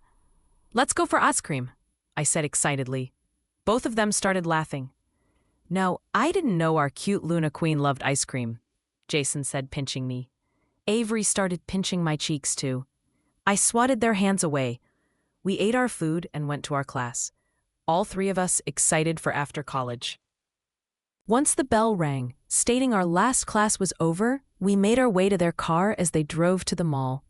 It was inside the packed territory, so no humans were there. Once we reached the mall, we parked the car and got out. Avery was telling about this ice cream parlor. I was so excited to have ice cream. Upon reaching the mall, we went straight to the ice cream parlor. As we went inside, everyone turned to look at us. Once they realize it's me, they bow their head. I smiled at them sheepishly and asked them to continue what they were doing. Jason insisted that we cut the queue since I was the Luna. I sternly said no, I won't abuse my power. We lined in the queue. Avery and Jason went first. After they were done, it was my turn. A boy who looked a bit older than me took my order. What would you like, Luna? He asked me. Please, it's Amelia. Can I have 3 scoops of butterscotch, please? I probably looked like a kid looking at candies, but I seriously didn't care. He chuckled at me behavior getting my ice cream. Here you go, Amelia, he said, smiling at me. I took the ice cream and spoon. Once paying for our ice cream, we took a seat in one of the table. We were laughing and smiling till we finished our ice cream. As we were about to go, the boy from just now came to me. Amelia, wait. He stopped. He held on to a cup of butterscotch ice cream, and there was 5 scoops. My mouth watered looking at it. He chuckled at me again. He passed me the ice cream. I looked at him confused. It's on the house. Please take it, he said, giving it to me. I smiled and took it. Thank you, I said, not knowing his name. It's Nicholas, he said, smiling. Thank you, Nicholas, I said as I waved by. The moment I stepped outside, I smelt him, Xavier. Amelia's POV. He was here. Everyone stood there frozen. I knew he was here. Not knowing what to do, I quickly hid behind Jason. What are you doing, Amelia? Shh, I will tell you later. Just hide, I said. He muttered an okay. That's when I realized he can smell me. I took out my perfume from my bag and spray it all around me. Both Avery and Jason arched their eyebrows at me. When the both of looked on the front, everything made sense to them. Without saying anything, they stood still. I felt him walk past us, but for a minute he stood still. I was scared he found me when he started walking again. I let out a relieved sigh, and we quickly went to the car and drove off from there. That was close, I said, taking in a deep sigh. What was that about? Avery asked me. I'm trying to avoid him, I said. They nodded their head in understanding. They drove me back to the palace and dropped me off outside. I was still eating my ice cream when I went in. Avery was right. The ice cream was so nice at the mall. I was walking up the stairs to my room when I bumped into someone. I looked up to be shocked. It was him. He was looking down at me. I gulped with the spoon in my mouth. He was staring down at me as if I was a deer. I started to fidget in the same spot. Not knowing what to do, I quickly ran past him up the stairs and ran straight to my room. I closed my door, leaned against it. I just realized that the spoon was still in mouth and took it out. I placed the melted ice cream in the side table and tried to calm my breathing. Whenever I am around, my stomach have butterflies and my heart have weird knots. I know I like him. Even after everything, my herd still yearns for him. Curse the stupid mate bond, I thought as I sighed. My phone suddenly rang, making me squeal. When I realized it was my phone, I picked it up. It was Avery. I answered it. Hi, what's up? I asked, plopping down in my bed before putting down the phone. Well, we were wondering if you wanted to have a sleepover with us. She asked me with so much hope. I don't think so. With the whole witch thing, I'm not sure, I said with uncertainty. I don't want to be having fun with them when my mate is going into a literal battle. I heard her sigh. That's exactly why you need this, to take your mind off things. Please, come on. She pleaded me. Let me ask my brother and call you back. Okay. Nathan. I mind-linked him. What is it? My friends from college asked if I can come over for sleepover. Amelia, I don't know with the whole witch thing. Please. I pleaded him. Can you ask them to come over instead? It's safer. He said, making me wonder. It's still sleepover and safer. I'll ask and see. Thank you, I squeal at the last part. No problem, he said, cutting of the link. I called back Avery. Avery, my brother said it's not safe. Would you like to come over instead? I asked her, hoping she doesn't get mad. You want us to come over to the palace? She asked, surprised. Yap. Yes. Wow. I never imagined coming to the palace. All right, we'll come over now. I chuckled and hung up. I should probably shower before they come. I went for a quick shower and wear my white ripped shorts and gray, oversized t-shirt. I had messaged Avery to text me once they are here. I thought of doing some of the homework before they come and started on them. I saw outside my window to see him training along with others. He was training with Nathan. Both of them fight each other, throwing and punching each other like it was nothing. I smiled at that. Both of them don't like losing to each other. My brother has ego so high up the sky. Xavier, well, he is an alpha. With one swift move, Xavier pinned my brother down. Without intending, I started to clap my hands. I saw him turning towards me and quickly hide. That was so close. He would have almost catch me staring at the fight. Just then my phone pinged. I saw that it was Avery. She has texted me saying she was here. I put my phone in the back pocket and went to look for them. I took the lift down and saw a guard bringing them in. Upon seeing me, the guard stopped. Luna, they said they are here to see you. Yes, they are. Thank you bringing them in, I said as I smiled. He nodded his head and left. Gosh, the place is huge, Jason said, whistling. I laughed at him. I lipped my hands with theirs and dragged them. I felt someone staring at me. I turned around but saw no one. I shrugged it off and dragged them to my room. All the while, Jason kept making funny comments about the place, making Avery and me laugh. Upon reaching my room, Avery squealed. Your room is huge, she said with big eyes. I laughed at that. You should see my brother's chamber, I said, remembering my first time there. I had the same expression. Okay, what shall we do? I asked them. Let's binge watch movies. Do you guys have anything in mind? Jason asked. Let's watch Harry Potter, I squealed. We have a Harry Potter geek, Avery said, chuckling. I stuck my tongue at her. Both of them started chuckling again. Harry Potter it is then, Avery said as she switched on the TV. I'll get the snacks, I said, walking out the doors. I went to the kitchen as I saw the maids there. Is there anything we can get for you, Luna? One of them asked. I don't want to bother y'all. I'll get it myself. May I just know where can I get snacks? I asked her kindly. She pointed inside as I said thanks and went there.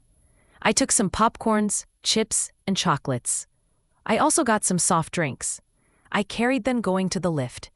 As I was about to go into the lift, one of the chips packet fell. I pouted looking at it. There is no way I can take it having all of these in my hands. Just then, someone came and picked it up. It was a boy who looked to be about 19 or 20. He looked at me and chuckled. Do you need any help with those? He asked me, pointing to the food in my hand. I smiled sheepishly and nodded my head. He took the soft drinks and we both got into the lift. What's with snacks? I don't think such a small person like you can eat all of this. Oh, I'm having a sleepover with some of my friends. We were going to watch movies, so that's why this snacks, I explained. He nodded his head. Once reaching the floor, we both got out. I learned his name is Noah and that he is a pack warrior. They have been training hard for the battle. He also said that Alpha King is someone everyone looked up to. He is very much ready and that they were definitely going to win the battle. Hearing this eased me a bit, but yet I was still worried. I sighed as we walked into my room. Avery and Jason were kissing when I squealed and turned back. So did Noah. Are you guys better? I asked the shyly. You guys can turn around. We weren't doing anything wrong, just kissing, Avery said nonchalantly. Carefully, Noah and I turn. Both of them rolled their eyes. Guys, this is Noah. He's one of the pack warriors. He helped me carry the snacks, I said, introducing Noah. Noah, this Avery and Jason. I introduced them to Noah. They smiled at each other. Hi. Jason giving him one of those bro hugs. Avery waved him a hi. After placing the drinks down, all right, I'll leave you guys to it. It was good seeing you, Luna, he said, smiling at me. It's Amelia, I said, smiling back. He was about to go when I stopped him. Hey, if you are free, you can join us, I offer him. Well, I just finished my patrol shift. I will only need to go back tomorrow morning. So yeah, I am. Let me just get freshened up. If that's okay with your friends? I looked back at Avery and Jason. It's all right, man. The more the merrier, Jason said lazily. We laughed as Noah went to get freshen up. I can't wait for the sleepover to start. Amelia's POV. We were watching the movie when Noah decided to join us. We were now watching Harry Potter and the Prisoner of Azkaban, and we're laughing at Ron's silliness. Guys, who's your favorite character? Jason asked us suddenly. Mine would be Ron. He is so funny, Avery said as we all agreed. Mine is Harry Potter, I said, thinking. Mine is definitely Severus Snape, Noah said. We watched till the movie was over. Okay, guys, I'm bored. Let's play a game, Avery said. I looked up and saw it was almost 10 p.m. What game? Noah asked quizzically. Truth or dare? I laughed at it. Of course she wants to play that game. We nodded our head in agreement. We sat down on the floor in a circle and took the empty bottle. We let it spin, and it landed on Avery. "So, truth or dare, baby?" Jason asked her. "Dare," she said, making my eyes go wide. "Okay, fine, stand up and dance." Jason making me gasp. Avery hated to dance. She hates it so much. She glared at him angrily, but still stood up. Jason played a random song to which Avery danced. After a few minutes, she stopped as the song came to a stop. We spun the bottle, and it landed on Jason. Avery smirked at him. "Truth or dare?" she asked him. He gulped and said dare. He had no other choice. The game went on few more times, and it kept going to them. Finally, it landed on Noah. "So Noah, truth or dare?" Avery asked him. "Truth," he chose. "Who is the most beautiful girl you have seen?" Avery asked. "And the truth only," she added. He gulped and hesitated. "Amelia," he said, making my eyes go wide. After registering what he said, I started to blush profusely. Jason started to whistle while Avery starts to hoot. After a few seconds, we continued the game. I kept picking truth, not daring to do any of the dare. After playing some more time, we fell asleep without realizing. The next morning, I woke up to my alarm ringing. I was sleeping in the floor. Amelia and Jason was hugging and sleeping together in front of me. I turned to the other side and saw Noah was sleeping at the right side of me. I blushed and quickly stood up. It was 5:30 a.m. "Noah, wake up!" I called, trying to wake him up. "5 more minutes, Mom," he groaned, turning the other side. I laughed at that. He thought I was his mom. "Noah, wake up, come on!" I shook him awake. He groaned and opened his eyes. When he realized where he was, he quickly woke up. "I'm sorry," he whispered. I laughed it off. "It's okay. I waked you up because you said you had patrol shift," I said. His eyes went wide and quickly stood up. "Shit, I totally forgot. Thanks for reminding," he said, walking out the doors. "Oh, and thank you for yesterday." "I really enjoyed myself," he said before walking out the doors. I nodded my head and went to wake up Avery and Jason. "Guys, wake up. We're going to be late for college," I said, waking them up. They groaned and woke up. I quickly took my stuff and went to bath. I wore a black plaid skirt and tucked in an oversized t-shirt and put on my boots. When I came out, and both of them were still sleeping. "Guys, come on, it's time for college," I said, pulling them up. They groaned and woke up. They luckily brought their stuff to change. Each of them took turns and showered. I waited for them, and soon we were done. Taking our bags, we went for college. We took their cars, and Jason started to drive. I looked out for him, but he wasn't there. I sighed and turned back. It has become a routine. I will always look for him in the field. Sometime I'll find him there, and other times I don't. I kept thinking about the war that is about to come. I wish I could do something to help. I offered my help to Nathan, but he said it was too dangerous. I have learnt combat fight back in England. That is how I was able to dodge the robe the other day. Maybe I can help to fight. But Nathan was right. I need to stay here and protect the pack also. Whatever that is going to happen, I hope Xavier will be all right. I sighed when we reached our college. This is one place I feel normal. I don't have to worry about my mate rejecting me. I don't have to think about the war. I am happy that I decided to go college. In a few years, I can become the pack psychologist. That is, if Xavier agrees. We sat on the bench as the professor started his lesson. 2 days later. The war is tomorrow. I can't help but be worried. I am so scared for the pack and my mate. I really don't want anything happening to them. If I could, I would stop the war from happening. But I can't. The witches were getting out of hand. They need to be taught a lesson. They had kidnapped a small boy and carved a message in his hands just to prove a point to us. When I heard that, my blood started to boil. They were hurting innocent people from my pack. I got so furious. I have never gotten this angry before. It must be the Luna instincts. Currently the elders, Xavier, Nathan, the Gamma Delta, and Head Warrior were in Xavier's office going through the plan again. "Penny, for your thoughts," I heard Nathan's voice. I turned and saw him standing at my door. I sighed and smiled sadly at him. "Thinking about tomorrow," I said, shrugging my shoulders.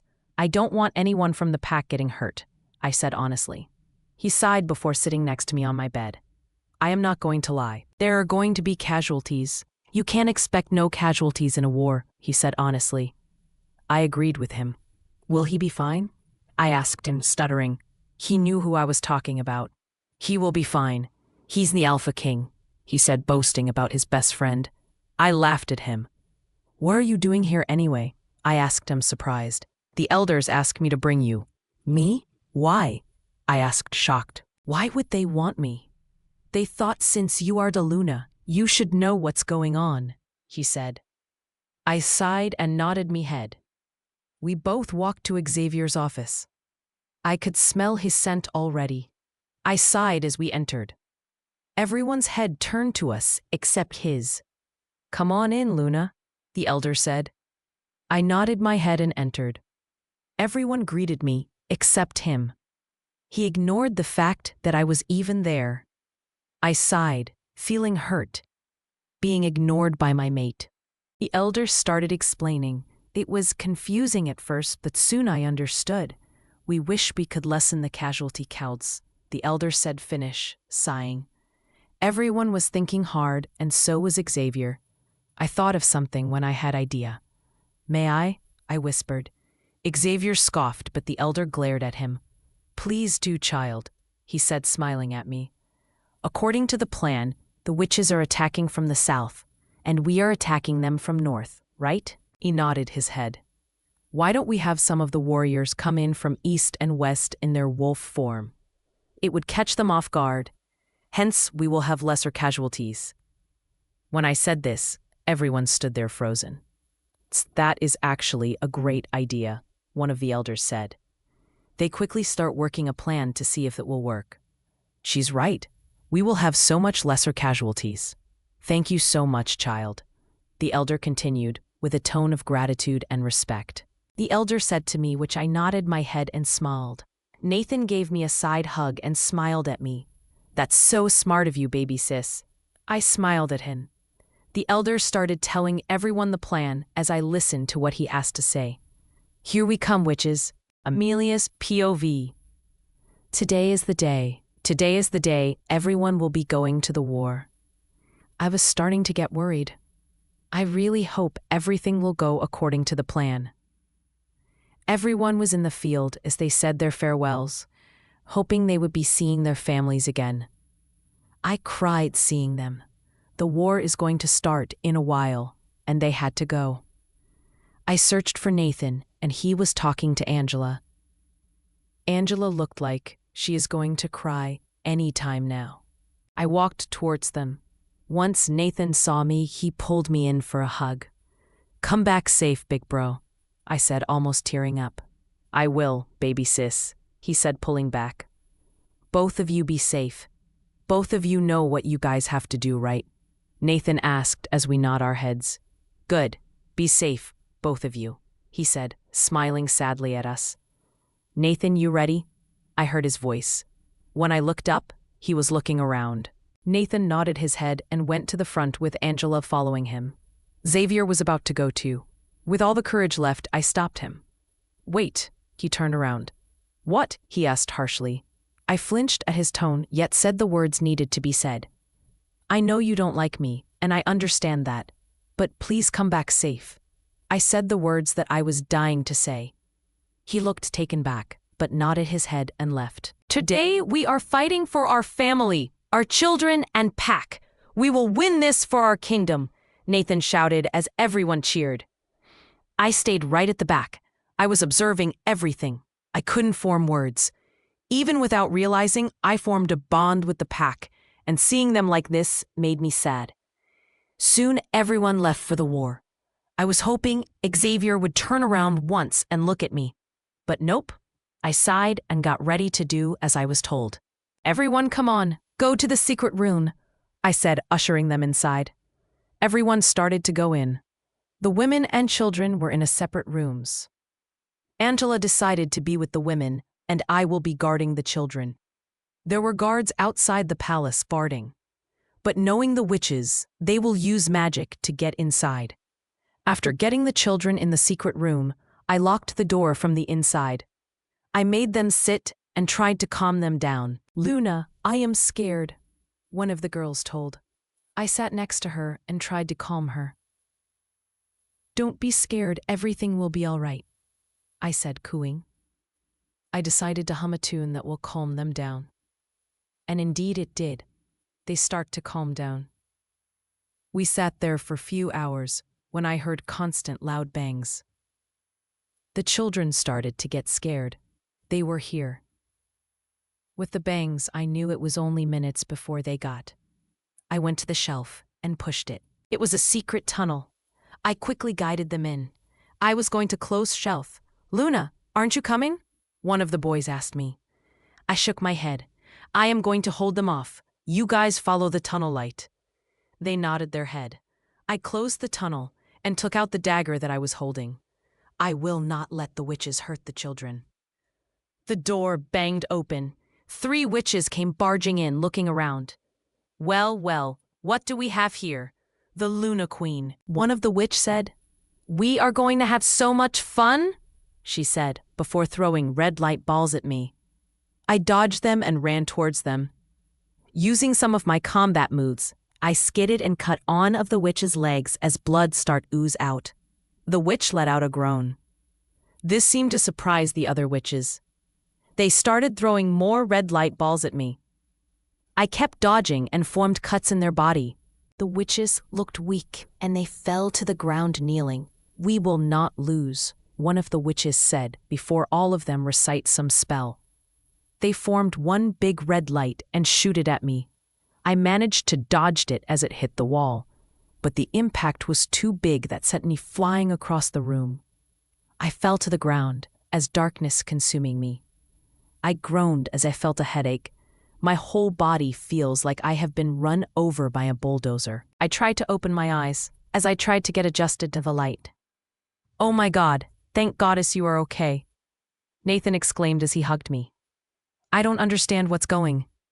That's when everything that happened came to me. The war, the witches, the children. Xavier. I pulled away from the hug. How are the children? Are they safe? I asked frantically. They are safe, don't worry, thanks to you. He smiled at me. How about the rest pack? We don't have anyone dead, just some casualties, that's all, he answered. How are you? Are you hurt? I asked, inspecting him. He chuckled. I am fine, it's you we were worried about. What happened? You were lying unconscious with blood when we came back, he asked, worried. I sighed as I start to explain. After a few hours, the witches managed to get into the palace. They found where the kids and I were hiding and came to us. I sent the kids into the tunnel and tried to fight of the witches to buy the kids time to escape. They tried to take me down. I dodged the blows and managed to hurt them and weaken them. Before they fall unconscious, the 3 of them threw one big spell at me. I dodged it, but the effect threw me against the wall and made me unconscious. I explained to him. He looked at me as if I grew an extra head. How did you manage to fight them? He exclaimed. I chuckled. I know combat fighting. He looked at me bewildered. And when were you going to tell me about this, Missy? He asked, crossing his arms. I smiled sheepishly at him. I'm sorry, I said questioningly. He sighed. Mom and Dad are going to be so mad. Oh, come on, you don't have to tell them, I whined. He glared at me as I kept my mouth shut. Is she awake? Angela asked, barging in. The moment she saw me, she hugged me tightly.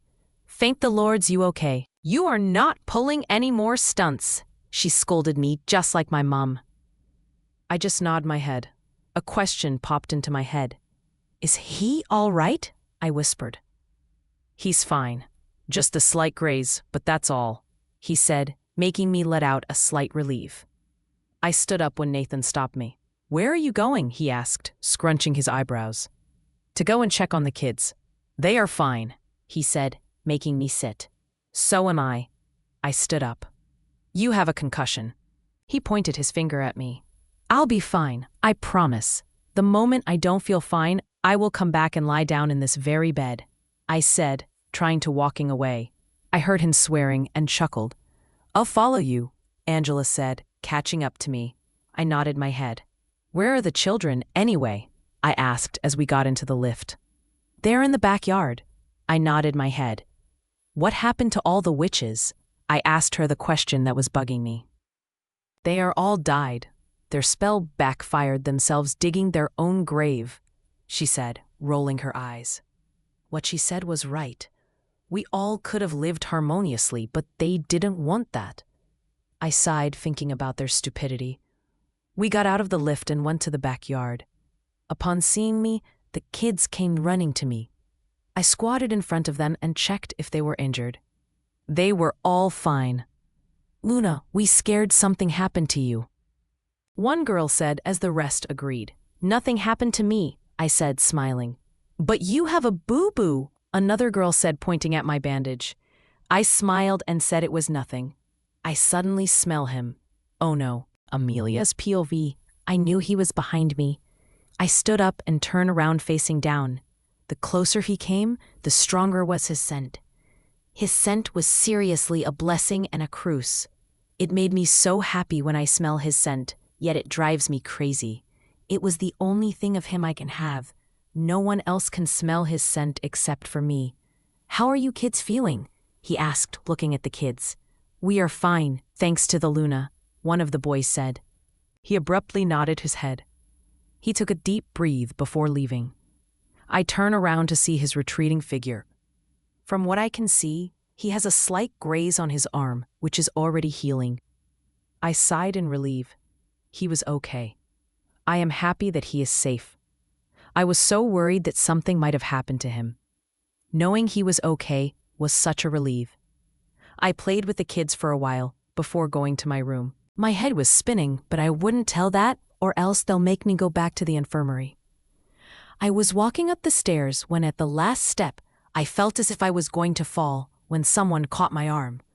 I felt tingles from the touch. I steadied myself before looking to see who helped me and got shocked. It was Xavier. He let go of me once I steadied myself. He gave me a slight nod and left. I saw him going down the steps. Once he left my sight, I recovered from my shock and squealed like a little girl and ran to my room. I did a happy dance when my head started spinning again. I lay in my bed letting my dizziness go off. After some time, it went off and I was better. I stood up to take a shower as I reeked of the infirmary. I wore my gray romper and decided to take some rest. My head was literally pounding. I feel like I slept for hours when I heard a soft knocking. I pushed my duvet away and opened the door to be engulfed into a hug. Thank goddess you are all right, Noah said as he checked for injuries. I laughed at his concern. I'm all right, all in one piece, I said, twirling. He chuckled.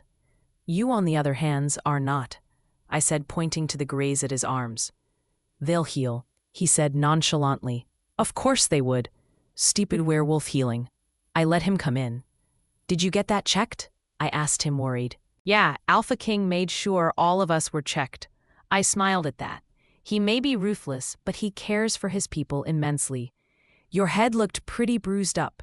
You sure you are okay? He asked, concerned, pointing to my bandage. I am fine, I promise, I said, assuring him.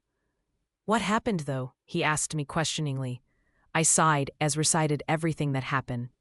To tell that he was shocked would be an understatement. That's so cool. I didn't know you knew combat fighting, he said, exclaiming. From everything I said, that's all you get? I asked amusingly. He let out a nervous laugh. I looked to see his wound was almost healing. I asked him to take some rest, and as he left, I was starting to feel bored. I heard Nathan saying there was a library here, and decided to check it out. I wear my fluffy sandals and went to the library, recalling how to get there from what Nathan told me. Hopefully I am not lost. By goddess's grace, I wasn't lost and found the library. Even though it took me 15 minutes, I still made it. This place is literally like a fortress. The library was pretty huge. I am pretty sure there's every kind of books here. I went to look through the books. I picked a random book and sat in the couch and started reading. After about half an hour, I heard a soft music being played. It was melodious. It was attracting me. I put down the book and went towards the direction of the music. As I went closer, the clearer the music was. It was a piano music. I took one last turn and came to a hall. I saw a figure sitting in front of the piano. Due to the darkness, I was unable to figure who it was, but with the little moonlight, I came out with the facial features. It was Xavier. It was a soft and low music. It wasn't sad or depressing, but one emotion I can make out was loneliness. I stood there for minutes hearing him play the music. I have never seen him this vulnerable before. It was like he was pouring out what was inside of him, his emotion, his feeling, like he was missing something. I hear him play for a few more minutes and left not wanting to be caught by him. I went back to the library and continued to read the book, at least tried to. I could still faintly hear his music. It was calming and soothing. Without realizing, I fell asleep, wishing I could always go to sleep while listening to this melodious sound. The next morning, I groaned and woke up. When I wake up, the first thing I realized was that there was a blanket on me. I don't remember having this blanket. I shrugged it off, thinking someone who walked past must have put it on me. I went back to my room and got ready. Today was luckily weekend, which means I can stay at home. Home. I smiled thinking about that. Home is not a place. It's the people you love. And the person I love is here, which makes this home. I wore my running clothes and went for a jog around the territory. It was 5 a.m., so not many were here. After my ran, I quickly showered. It was currently 6:45 a.m. I had wanted to ask Nathan something, so decided to go see him. "Nathan, are you awake?" After a few minutes, he responded saying he was awake. I had asked him if he was free, and he said he was free and in the dining area. I went to the dining area to see him and few other pack warriors, including Noah, having breakfast. They greeted me as I walked past me. I stopped by Noah to check how he was. "Hey, how's your arm?" I asked him, inspecting his arm. It was healed up. "As you can see, it's all healed." I nodded and went to Nathan.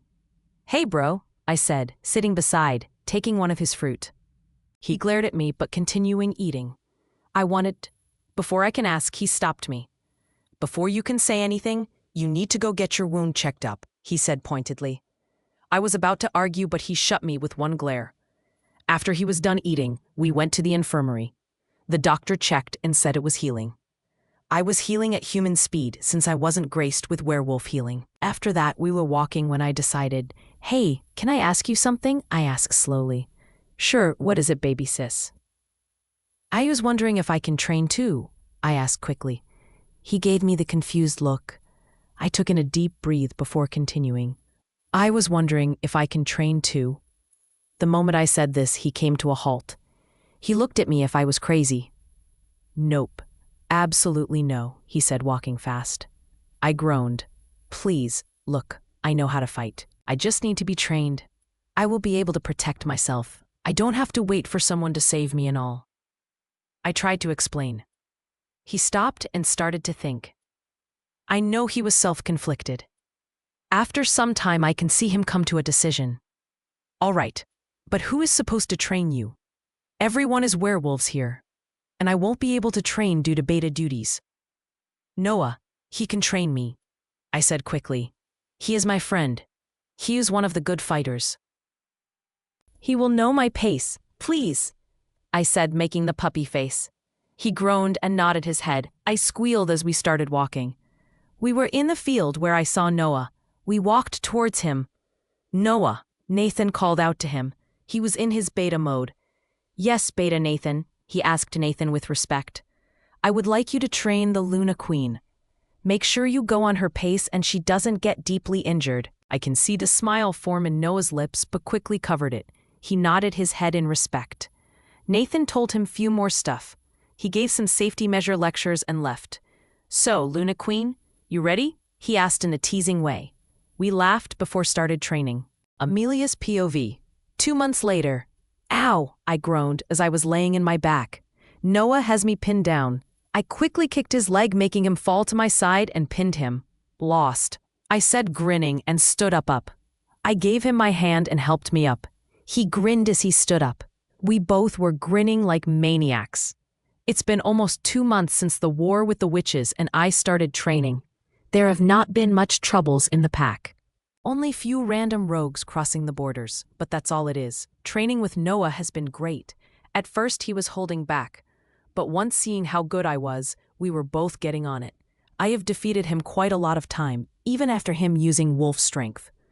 We have even used daggers and weapons to trains. At first, Noah hesitated, but then agreed. I have even fought him off in his wolf form.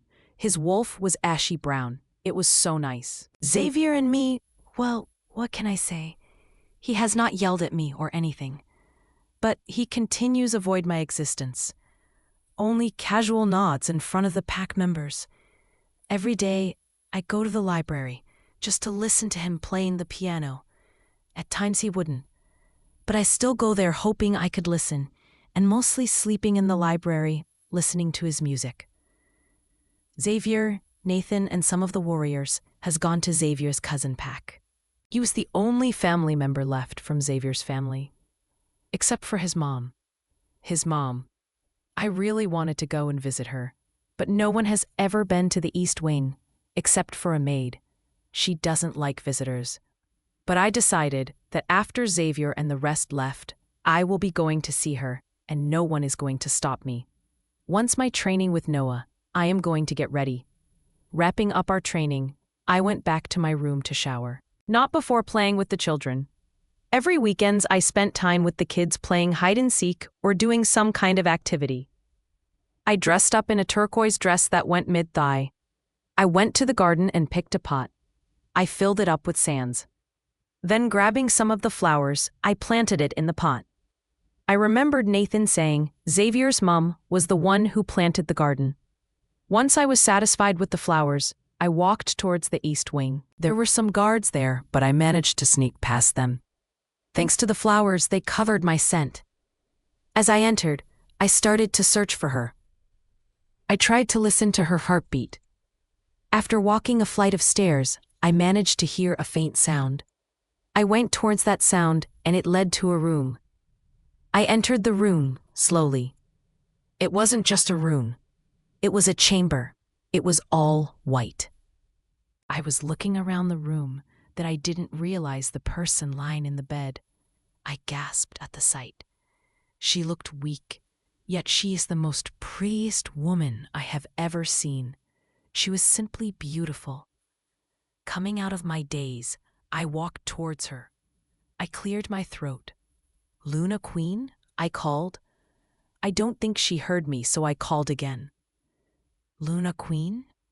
She managed to hear me as she scrunched her eyebrows. She slowly woke up. Upon seeing me, she tried to sit.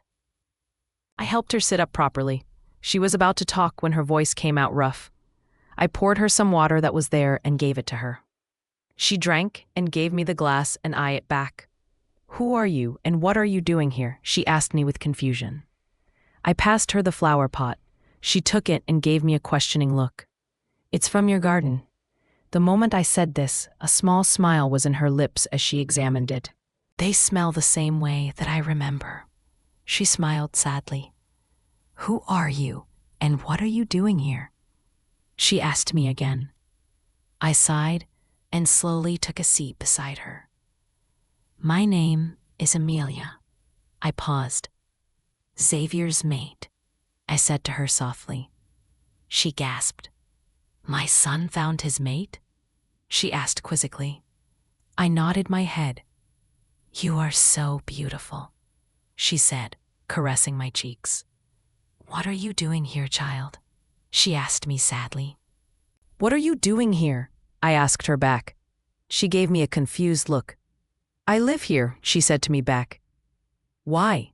I asked her, knowing the answer. She took in a deep breath. "I couldn't," she paused. I gave her hand light squeeze. "I couldn't be there once he was gone," she said, tearing up. I sighed and took her hand in mine. "But you survived. You lived," I said, making her understand. "For Xavier, I couldn't leave him all alone. But that's what you are doing now. He was alone. He is alone. Both of you should have been there for each other," I explained. She looked at me bewildered. I sighed. "We need you. The pack needs you. The kingdom needs you," Your son needs you. I need you. I don't know what it is to be a Luna, and no one can teach me more than you, I said to her softly. I stood up to leave. She was staring at me all the while. It's never too late for anything, I said, and was about to leave. You are already a good Luna, she said out of nowhere. Never as good as you, I said, and left. I sneaked past the guards and went back to the palace. The children insisted that I played with them, so I spent the evening playing with them till their parents fetched them back. That night I went to bed, hoping she would do the right thing, because every word I told her was true. We all need her, because I can never be a good Luna or mate. And next morning I woke up and went for a run. It was summer holidays, so there was no college. I was missing going college. I also missed Avery and Jason. We still hang out and have sleepover, which Noah joined at times. After having my run, I went to shower and came down for breakfast. Angela was already there. Hey Angela, I greeted her as I take a seat in the stool opposite her. Hey Amelia, she smiled, greeting me back. I grabbed cereals and milk and made my breakfast. I started eating my breakfast as I was very hungry. Hey, do you know when everyone is coming back? They should be here any time now, actually, she said, looking at her watch. I nodded my head and went back to eating. Suddenly, I heard the cluttering of dishes as everyone was frozen in one spot, looking past me. Even Angela was looking past me, as if she was seeing a ghost. Hello, everyone, I heard an elegant voice. I froze on my spot. I knew that voice. I was scared to turn and look. What if this was just a dream? Gathering up my courage, I turned around and gasped. It was her, Xavier's mom. Everyone around me was frozen in their spot. Some from the elder females were tearing up even. Everyone kneeled in front of her. With pride, so did I. She did the right thing. Rise, everyone, she said, smiling. It was so nice to see her smile. Everyone did as she told. Before anyone can speak, the room suddenly became tense. Xavier was here. Amelia's POV. Everyone stood frozen in their spot. Anyone in the room could feel the tension. I looked at Xavier to see that his posture was rigid and tensed. There was anticipating to see what was going to happen. His mom slowly turned towards him. She was on the verge of crying. Xavier, she said as her lips trembled. The moment she said that, Xavier's posture became soft immediately. His eyes became wide. It can't be, he said disbelievingly. Mom, he asked questioningly. She nodded her head as she walked towards him. She stood right in front of him. I am so sorry for abandoning you, son, for abandoning all of you, she said, looking at everyone. There was a smile on everyone's face. I couldn't contain my own smile. But hereafter, I am going to be here for all of you. I promise, she said, looking at Xavier. To everyone's surprise, Xavier hugged his mum, pulling her close to him. He looked like a child who just found his mum after being lost for so long. Everyone started leaving, wanting to give the mother and son their moment. I watched them as I left. I have never seen him show this much emotion from my time here. It warmed my heart and made me so happy. I gave them one last glance and left. I went to the backyard to be with the kids. The kids were waiting for me, and the moment they saw me, they started squealing, asking me to play with them. I spent the afternoon with the kids, playing and helping them plant. Soon, kids became tired and we went back inside. Their mothers thanked me for keeping the children entertained. I went back to my room to clean myself. As I was walking in the hallways, I saw Xavier's mum. She came towards me smiling. How are you, dear? She asked me sweetly. I am good, I said back. Thank you so much, dear, she said honestly. For what? For making me understand what I had missed. I just smiled at her to that. Can I ask you something, dear? I nodded my head. We were walking towards my room when she asked me the question. Why are you and Xavier distant? I froze when she asked me that. What? No. I tried to lie. But she saw through my lie. She gave me a pointed look. I sighed. It's complicated. I said, not wanting to talk about it. Is he bad to you? She asked, worried. My eyes went wide. What? Goddess, no, I said immediately. He is a good man, Luna, I said, smiling, assuring her. She smiled proudly. I know you guys will figure things out. And please, it's Karen, she said to me. I smiled at her. After some time, she left and I went to freshen up. I went to the kitchen and made myself a sandwich. I wasn't in the mood to eat. The maids insisted they would do it, but I convinced them I could do it. I was chit-chatting with the maids while doing my sandwich. They were quite funny as we laughed and made jokes. At first, they were closed off, but after some time, we laughed and talked. After having my sandwich, I went to the library and took a book to read. As I was reading the book, I dozed off. I woke up few hours later and saw it was 1 a.m. I stretched and went to put back my book. As I was walking towards the exit of the library, I smelt Xavier's scent. I looked around the library and saw him standing, facing the window. I was shocked to see him here. Did he know I was here? Did he come here out of coincidence? Not wanting to disturb him, I slowly walked away. When I heard his voice, I know it was you, he said, suddenly startling me. I froze in my spot. I didn't understand what he meant. What do you mean? I asked him, confused. He slowly turned towards me. My mother, it was you. You went to talk to her, he stated. I didn't know what to say. I just stood there, not saying anything. He took slow steps towards me. Why? I looked at him, confused. He took in a deep breath. Why did you want to talk to her? I just stood there, not knowing what to say. Honestly speaking, I didn't know myself. I didn't know why I went to see her. Why I talked to her. What I do know is I wanted him to be happy because I love him. I love him. Oh my goddess, I love him. I just realized that. I gather up my courage. Because I love you, I whispered. I knew he heard me. I hear him give a humorless laugh. You love me? He continued to laugh. It wasn't a laugh of hilarious. It was a sick laugh. His humorless laugh made me cringe. Look at you, weak and pathetic human. How could you even think I would like as much as to love you? He mocked me. His words was piercing my heart like needle. He suddenly stopped laughing and grabbed my face roughly. He was holding my face tightly that it hurt. I hate you.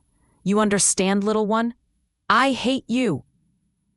He screamed at the last part. He roughly let go of my face. I stood there, tears spilling. I couldn't control my tears. They were flowing like never before. I've never felt hurt like this before. It was like someone was ripping my heart apart. He was ripping my heart in pieces. I couldn't handle the hurt anymore. I ran from there. I ran and ran. I ran away from him, from the library, from the palace. I ran till I was in the woods. I knew I had crossed the territory line, but I didn't care. I screamed in pain, the pain in my heart, but the pain only increased. He hates me, I whispered to myself. I cannot believe what was happening. I thought we had a chance, but after hearing him say those words, I lost all hope. I was crying hysterically that I didn't realize I had company. Suddenly, a bright red light was coming towards me. Due to my quick reflex, I dodged it. Witches. That's not possible. They were dead. Slowly, few witches came from the dark. They surrounded me in circle. I didn't know what to do. They started reciting some spell. I started to become weak, and my eyes started to become droopy. I faster mind-linked Nathan. Witches! And soon I was engulfed into darkness. I groaned and woke up with a massive headache. I tried to adjust to the light, and when I finally did, I gasped in shock. I was in a room I couldn't recognize. It was dark and dirty with only one light bulb. There was a table at the side. I was tied to a chair, rather tightly, in chains. I tried to wiggle out, but it was no use. I tried to use the method that Noah taught, but it was still no use. I wish I had something sharp right now. Just then, a door opened, and witches I remember who kidnapped me started to come. I was shocked to know they are still alive. How are y'all still alive? One of the witches gave me a sinister laugh. That is not what you should be asking, she said, walking nearer to me. She gave me a slap across my face. I growled at her. You guys are sick, I said to her angrily. We are sick? What about your mate? He's the sick bastard, she tormented me. Never, and I mean never, speak about him like that, I growled. She gave me another infamous laugh. I seriously don't understand. He hurts you, resents you, yet you care for him so much. How is that possible? She asked me questioningly. How could you understand? I love him, and it doesn't matter how he treats me, I said to her proudly. She just chuckled. Well, whatever it is, we are going to have so much fun with you. And it began. I felt painful jolt of electricity pass through me. I made sure not to scream. I will not give in to them. I didn't care what they did to me. One whole day. It has been one day since they started and has been going on non-stop.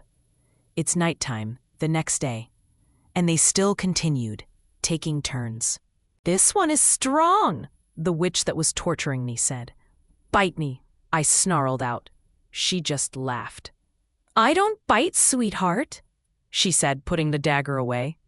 Another witch clapped her hands and stood up from her chair. Maybe we should increase the intensity. I looked at her confused. She took the electricity machine and put it in maximum. My eyes went wide, but I covered it, not wanting to show her. I told you we were going to have so much fun, she said as she placed the machine at my neck. I let out ear-piercing scream. I couldn't bear the pain anymore. I fell into the darkness. Xavier's POV. Enjoy. I saw her running figure. She was crying hysterically. She was running away from me. That's exactly what I needed. I will not let her pass my walls. It took me a very long time to build them, and I was not going to let her in. She was already slowly breaking those walls, without my knowledge, and that scared me. Every time I yelled at her because I was afraid of letting her in. I can't have her in my life. Not in my heart. The first time I saw her, I was mesmerized by her beauty. But when I realized she was human, something in me snapped. I didn't want to have a human as a mate, not as a Luna Queen. Humans were weak. That was my mindset. It always has been. But deep down, I knew she was perfect. But I blamed it on the mate bond. My wolf was pissed at me for how I treated our mate. But I couldn't be bothered. After the ball, the next day, my wolf went on a rampage, tearing the palace down. Nathan and his mate tried to calm him down, but he wouldn't listen. He went on a run at the woods. That's when we smelled our mate. Without listening to me, he went after the scent. That's when we saw that she was in danger because of a rogue. He was about to save her when she did something that was unbelievable. As the rogue was about to attack her, she dodged and sidekicked him with such quick reflex. We were both shocked. Soon she ran as the rogue chased. My wolf started chasing the rogue. What he saw made him furious. The rogue was on top of her and was about to bite her neck off. He quickly pounced on him and started fighting with it. With one swift move, he ripped its head off. We were staring down at the dead body. We didn't realize she has run off. I quickly changed into my human from an wear pants that was nearby. I tried to follow her scent, but it was useless. Her scent was gone. Frustrated, I went back to the palace. Everyone asked me what happened to make my wolf go on a rampage, but I didn't bother to reply. The next day, they had called the elders, and I had to tell them what happened. Hearing this, the elders was furious at me. They told me how important, right now it was, for a Luna Queen. I had to agree. With the war against the witches, we needed the power that can only be given off by the Luna Queen. I sighed and told them everything I know. What I didn't realize was that she was Nathan's sister. To say he was pissed when he heard this would be an understatement. He wouldn't talk to me for days, but he was my only friend.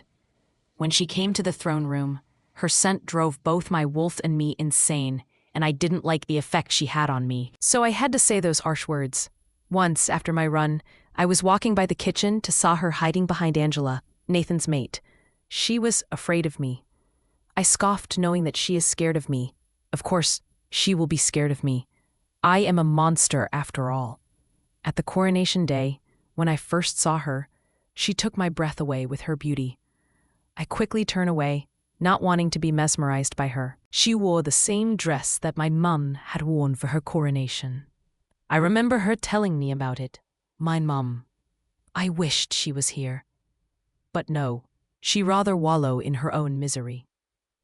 The moment I marked her, I felt the need of her, and I absolutely hated that.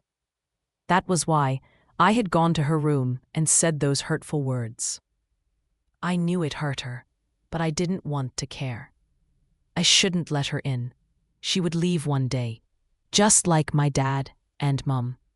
They weren't there for me when I need them. Once, in the staircase, I was walking down the staircase, and she was walking up. As she was walking up, while eating ice cream, she bumped into me. When I saw her, she was the most cutest and adorable person I've seen. When she ran away, my wolf was hurt and started reprimanding me of how I've been treating her. I had blocked him off after that. Soon, without even realizing myself, I started to stare at her without her knowing, hiding in the darkness. At least I hoped she doesn't realize it. Every time she went to college, she would search for me at the field. She'd pout when she didn't find me, making me want to smile. But I would refrain. I knew she was getting to me, but I tried to avoid that as much as I can. During the meeting, when she said that idea, all of us were proud. None of us got that idea. Not even the elders, but she did.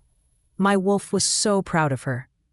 Before we went to the war, the concern I saw in her eyes made me want to pull her into a hug and never let her go. When I heard she fought of 3 witches on her own to protect the children, my respect for her grew. Even though she knew her life would be at risk, she still did that to protect the children. And I knew no she-wolf could match up to that. She was stronger than any she-wolf. She was smarter than anyone. And she was starting to break my walls. And that scared me. So I ended up avoiding her at any cost. I knew she was in the library, listening to my music, falling asleep. On the first day, when she came to listen to me play my music, I caught her scent. Every day, I would check on her before going back to my chamber. She looked like a peaceful angel. I didn't want to wake her up or disturb her. Every time I saw her train with one of the warriors, I wanted to rip his head apart and shout to him that she is mine. But I learnt they were friends, and I had to control myself. And today, when I returned from my cousin Miguel's pack, I saw my mum standing in front of me. I lost all my shit. It has been years since I saw her. She still looked elegant and radiant as ever. She looked a little weak, but was still as I remembered her. I couldn't control my emotions. I didn't know how much I missed her till I saw her. We were talking when she told me it was Amelia who convinced her. I was surprised when I heard that. No one, not even me, was able to convince her, and she did. All I wanted to do was go and hug her and tell her how sorry I am. When I saw her playing with the kids, an image formed in both mine and my wolf head. She running around with our pups. I followed her to go and talk to her when I heard the conversation between her and my mum. Even after everything, she called me a good man. I retreated back to my office. My head was just in a mess. Everyone, even my own pack member, has seen me as a monster. But only she has seen me as a good man. I was scared, and it was a foreign feeling that I didn't know how to deal with. And now when she told me that she loved me, all my walls broke. I needed to push her away, for both of our sake, so I did what I was best at doing to her. I hurt her. I broke her heart, breaking mine along the way. I snapped out of my thoughts when I heard Nathan. He came running towards me. He stopped right in front of me, panting. He looked worried, and that was concerning me. It took a lot to worry him. The witches have Amelia. Xavier's POV. The witches has Amelia. My entire body froze hearing this. This can't be happening. What do you mean? I yelled in anger. The witches were dead. I know that. Amelia mind-linked saying witches. When I tried to mind-link her back, I couldn't get to her. Worried, I followed her scent. It led to the woods. After some time, it ended at one spot. There I smelled the witch's scent. The trail ended there, he said frustratingly, pulling his hair. My eyes widened at this. This all my fault. She was kidnapped because of me. Call the trackers, ask them to trace her, now, I ordered as Nathan nodded his head and ran off. I went to my office and calling the patrollers to look for her. I called the neighboring packs to have a lookout on her. It may be late at night, but I am their king, and their queen is missing. My queen is missing. I will not let the world rest till I find her. I will go on a rampage on the world looking for her. My wolf was on rage and had to be let out, or else no one is going to be alive in the palace. I ran out into the open and let my wolf out. We went to where her scent trail ended, and indeed there was mixture of witches' scent, several witches in fact. It can't be. I killed all of them. I made sure of it. How can this be happening? I let out a threatening roar, making the entire woods wake up. I am coming for the witches, and I am going to kill them for taking what's mine. I went back to the palace to see if anyone had found her. When I head back, I saw Nathan ordering people. Everyone nodded their head and scurried off. What is the status? I asked him hurriedly. He took in deep breath and spoke. Nothing. The witches have covered their scent. There is absolutely no way to find her, he said, frustrated. I got irritated. We have to do something, I yelled. You think I don't know that? She is my baby sister, damn it, he yelled. Normally, I would have the person's head in a platter for using that tone at me. But now, I understood what he is going through. Of course, that's exactly what I am feeling. Vulnerable. And I didn't like that at all. What's going on? I heard my mom's voice. I turned to her. She looked worried. She knows something is wrong and she is not going to like it. I told what happened and her eyes wide. We have to find her, she said, getting worried. I nodded my head. I turned back Nathan. Get groups of the warrior as much as you can ASAP. We're going to every nearby lands to search for her, I ordered. Nathan nodded his head and left. We left to search for my Nate, for our queen. It has been one whole day. When we returned after searching, we weren't able to find her. When I came back, my mum, Angela, her friends, and her parents were there. When I informed them we couldn't find her, they broke. Nathan looked devastated. We all went back to my office to come up with a strategy to locate her. It was late at night, but we didn't care. We had to find her. The witches were heartless. They had hurt children, which means they won't hesitate to hurt her, which made my blood boil. I had to calm my wolf down if we wanted to find our mate. We were discussing with the elders who came to help us. My phone suddenly pinged. I opened to see 2 messages. I clicked them open. The first message said, "If you want to see your mate, open this link." With wide eyes, I connect my phone to my laptop and open the link. My eyes widen at what I saw. She was tied to the chair, passed out. She was bloodied and was bruised up. Her face was barely recognizable.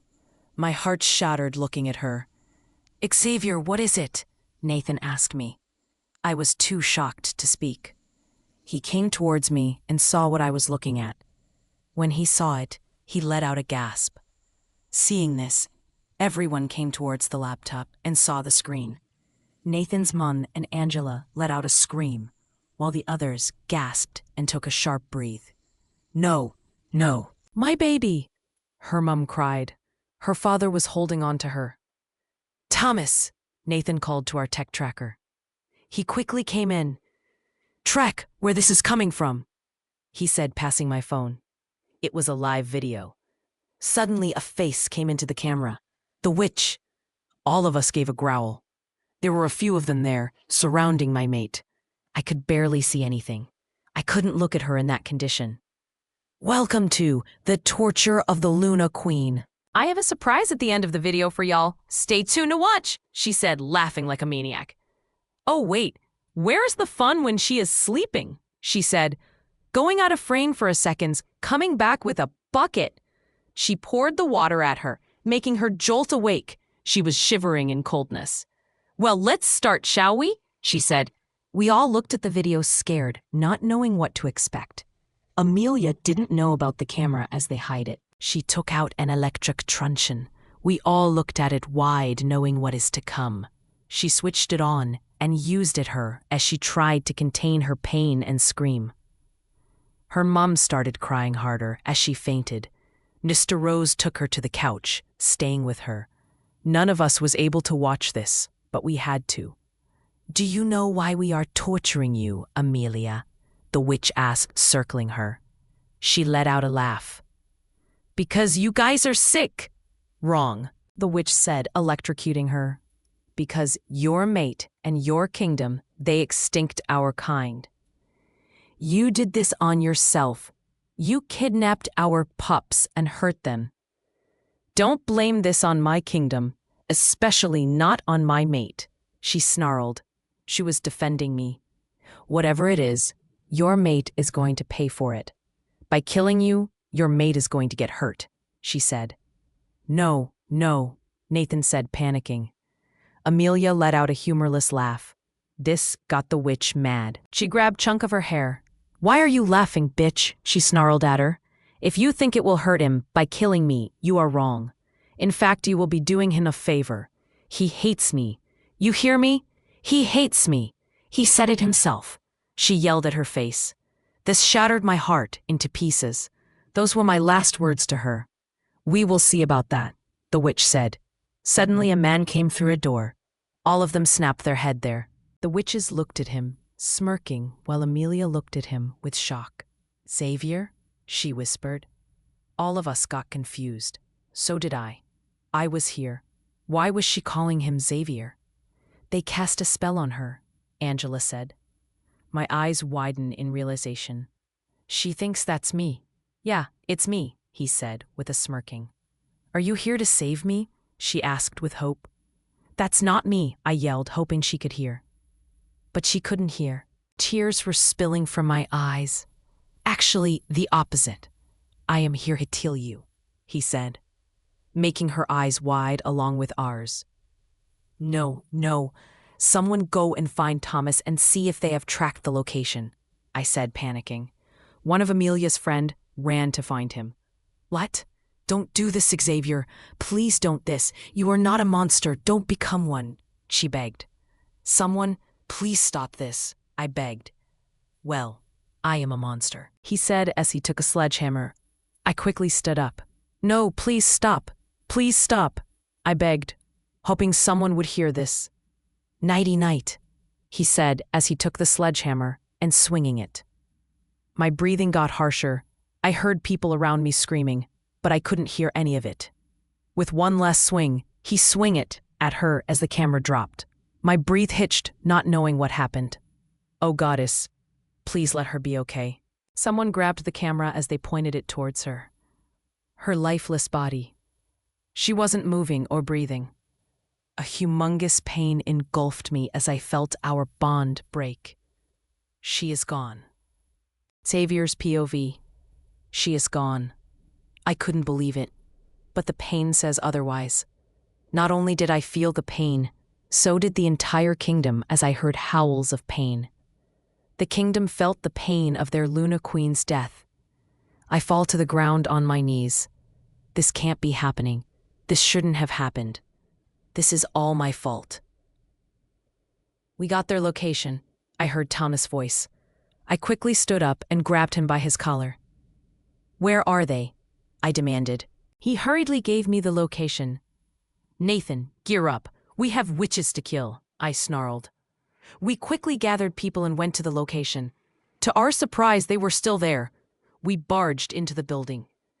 There they were, sitting around a table in a circle. The moment I saw the witch that tortured my mate, I grabbed her by the neck. "Where is she?" I yelled at her. She turned her head and pointed towards some ashes. I looked at it bewildered.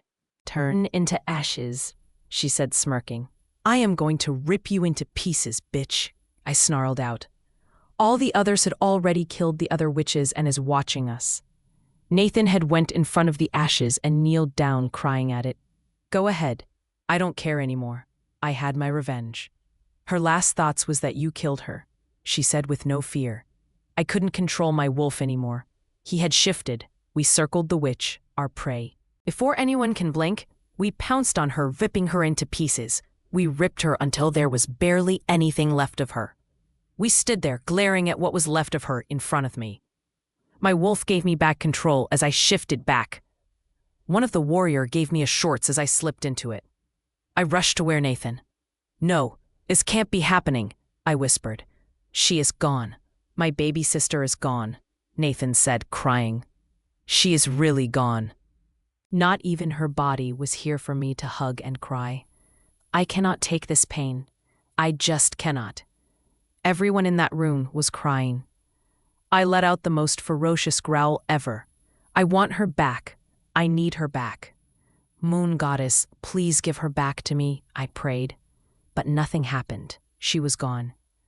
Nathan grabbed her ashes and put it in a jar there. "We have to go," Nathan said, pulling me. But I stayed rooted to the ground. I couldn't care. He continued to pull me up, but I didn't move an inch. He eventually gave up and went. I stayed there, not uttering or moving. "I am so sorry," I said, hoping she could hear me. "I am so sorry, little one. I shouldn't have pushed you away. I am so sorry for those hurtful words," I cried. "I didn't mean any of it." I paused. Truth be told, I was scared. I was scared of letting you in, but you crushed my walls with no effort, and that scared me a lot. "I love you, little one," I whispered in realization. My eyes went wide with the words that came out. "I love her," I said again unbelievingly. "What have I done?" I yelled. If only I had accepted my feelings for her and not told her those harsh words. She wouldn't have ran off into the woods. She wouldn't have been kidnapped. She'd still be alive. This is all my fault. Even my wolf was blaming me. And he was right. Our mate was gone because of my selfishness. I sat there for hours, crying and blaming myself before I had the courage to go back. I slowly made my way back to the palace. When I went back, I saw my mom, Amelia's parents, Nathan, Angela, and her 3 friends. All of them were crying. It was pouring outside, matching our emotions. I walked past them, not wanting to face them with my guilty face, when Nathan stopped me. "What did Amelia meant when she said that you hate her?" I stopped on my tracks. Everyone was looking at me for answers, and I knew I had to answer them. I sighed before explaining to them what happened before she was kidnapped. As I finished my explanation, I felt a pain in my jaw. Nathan has punched me, and I deserved it. "You asshole! How could you do this?" "My baby sister would have been alive if not for you," he screamed. Everyone tried pulling him away while I just stood there. What he said was right, and there was no denying in that. All she ever did was love you and care for you. No matter how badly you treated her, she still loved you. Even in her last breath, she defended you. I hung my head in shame as tears continued. He let go of me and walked off, Angela following him to calm him down. Her friends just walked away in silence. "You may be our Alpha King, but today, you are nothing but the reason for the death of my child," Mr. Rose said, walking away with his crying mate. The only person that was there was my mom and me. As I walked closer to her, she took steps back, making me halt in my steps. "Mom?" I said as she just walked away. I was left alone to my thoughts, left alone with my demons. I started throwing everything and breaking things. No matter what I do, I can't seem to get rid of the pain. It was a pain that I have never felt. I started walking back to my room when I stopped at her floor and my legs automatically went to her room door. I stopped outside her door. I slowly opened her door and entered. Immediately her scent hit me, calming me down. I slowly made my way inside. It looked simple. There wasn't much decoration, just a few photos of her family and friends. She even had a photo she took with the Pack children. She was so good with kids. I went to her study table and saw her books. I picked up one of them and saw it was about psychology. She wanted to become a psychologist. I smiled at it. She was so good at understanding people. It was no doubt she would want to become a psychologist. I walked to her closet and opened it. Most of her clothes were gray, and I realized her favorite color was gray. I took one of her hoodie and sat at her bed. I looked at my side and saw a side table. I opened the drawer and saw a diary. I took it out and flipped open it. I was shocked at what I saw.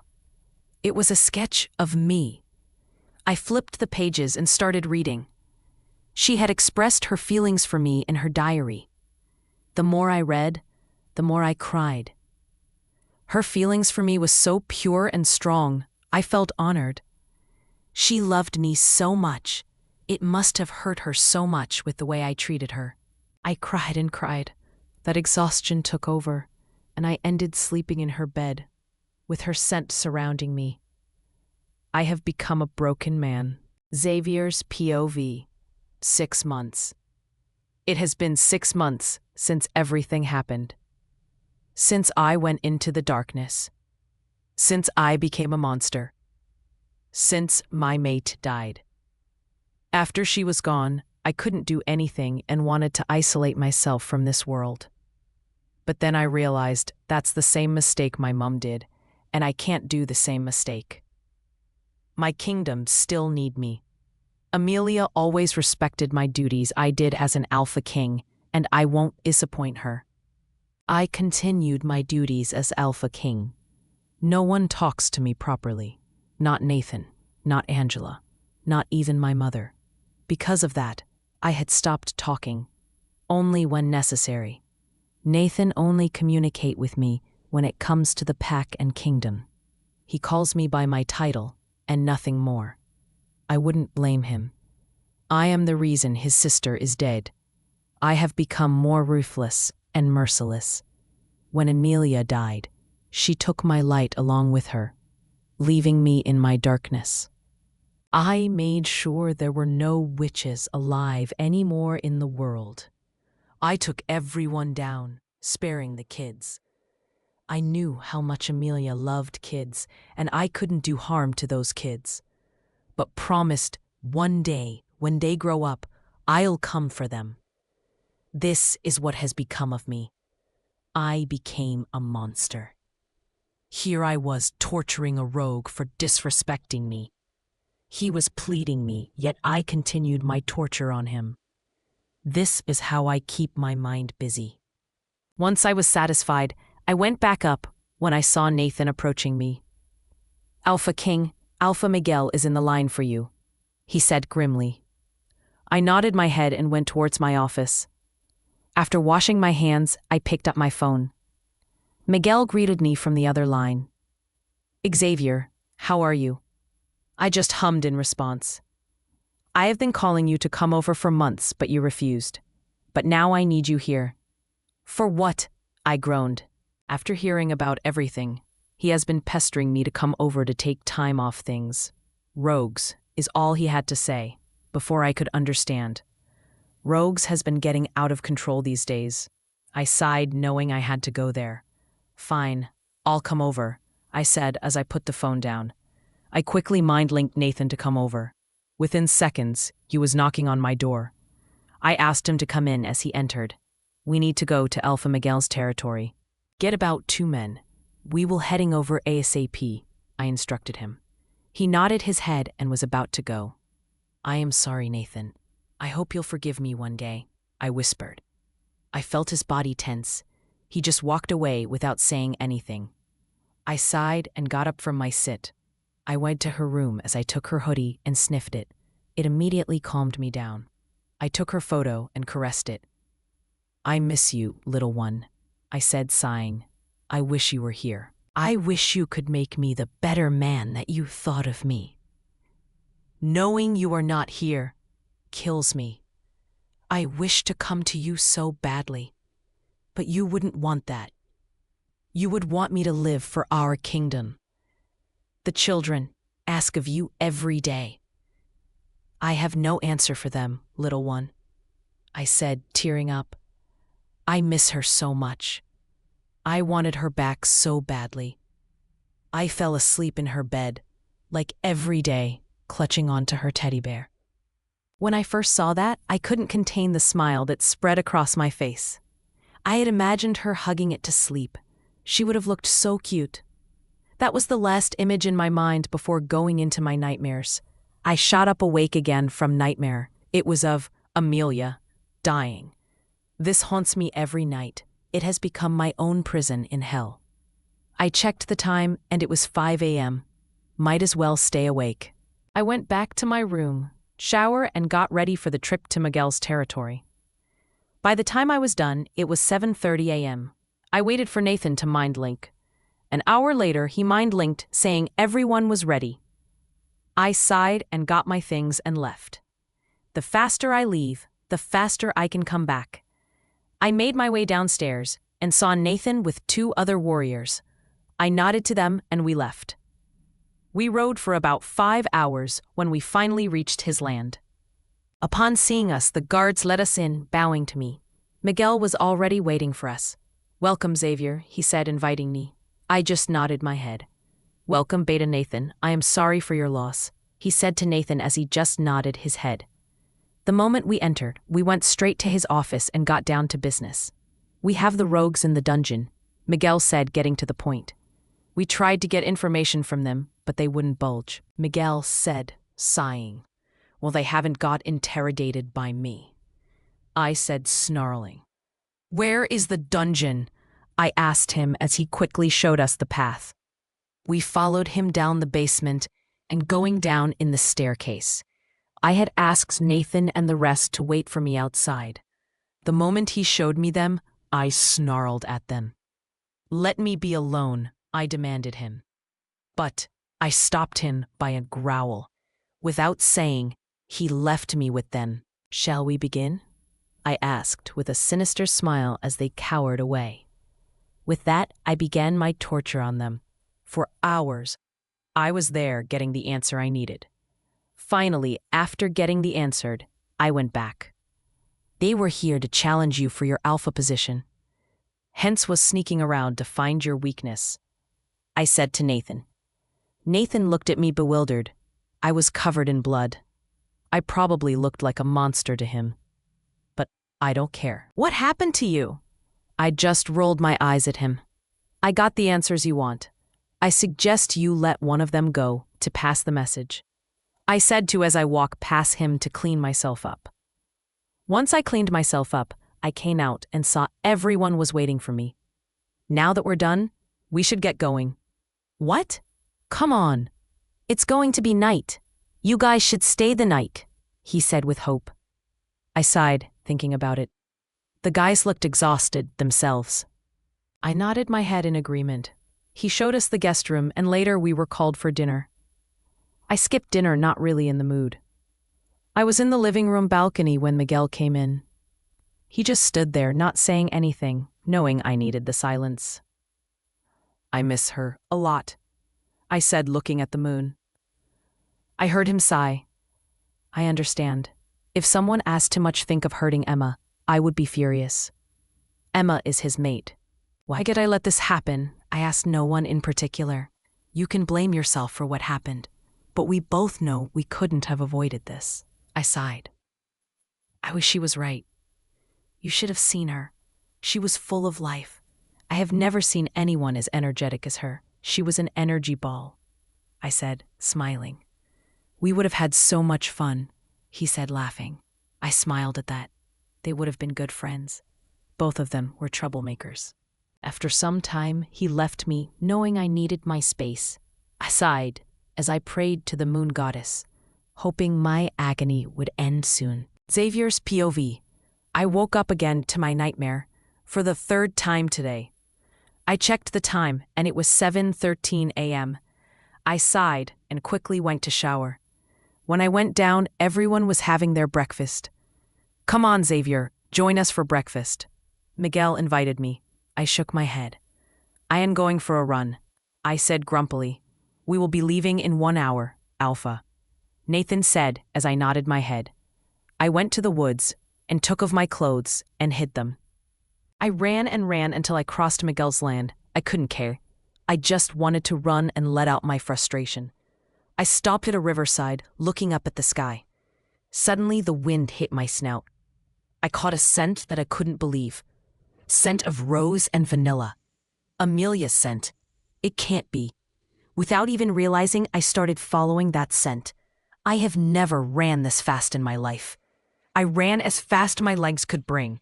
The smell just got stronger and stronger. I couldn't let the scent go. I stopped at a clearing. That is when I saw her. I couldn't believe what I was seeing. How is it possible? She was picking flowers, wearing a floral dress. She had a gray hoodie that was full length. She lifted her head and gasped as she saw me. You scared me, Wolfie, she said, chuckling. It was the same voice. You look new. How did you get here? She said, slowly coming towards me. She slowly put her hand out. I smelled her hand, and it was her scent. She started patting me.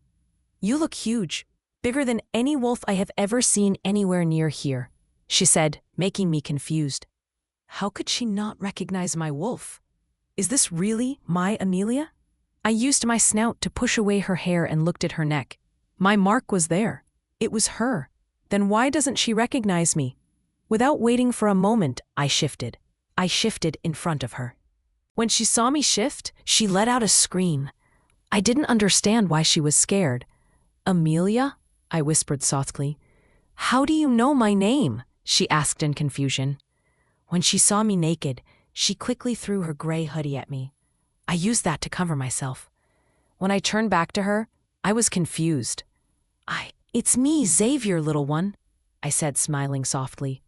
Goyani, she screamed and started running away. I stood there confused. Why was she running away from me?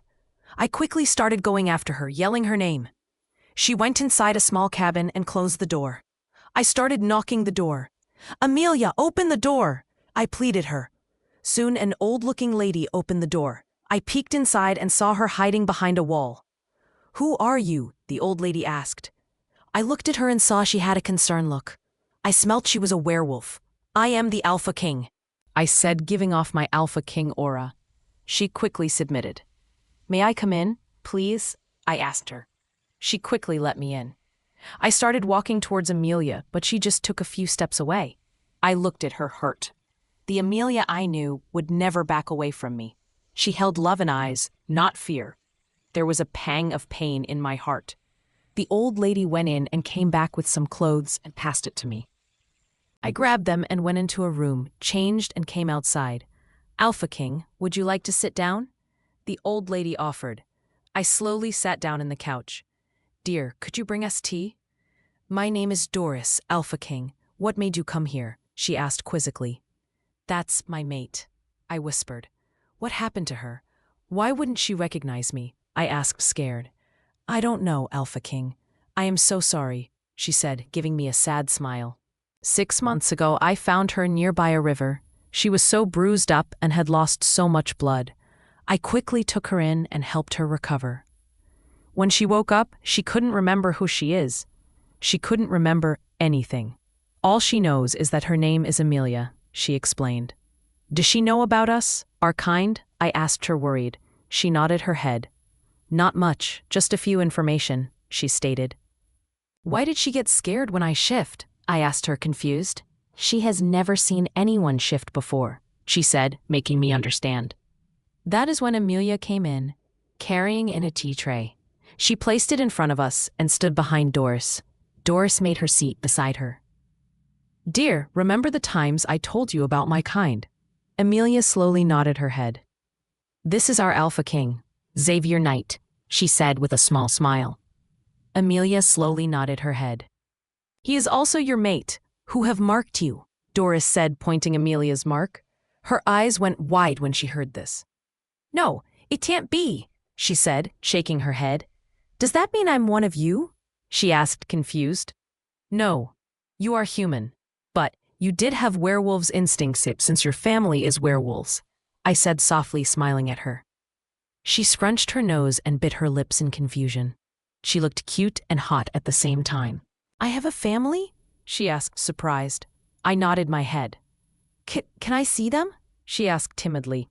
I smiled at her. "Of course. If you come with me, you can see them," I said to her with assurance. Her eyes went wide. "Hey, it's okay. I will never do any harm to you, I promise." I promised.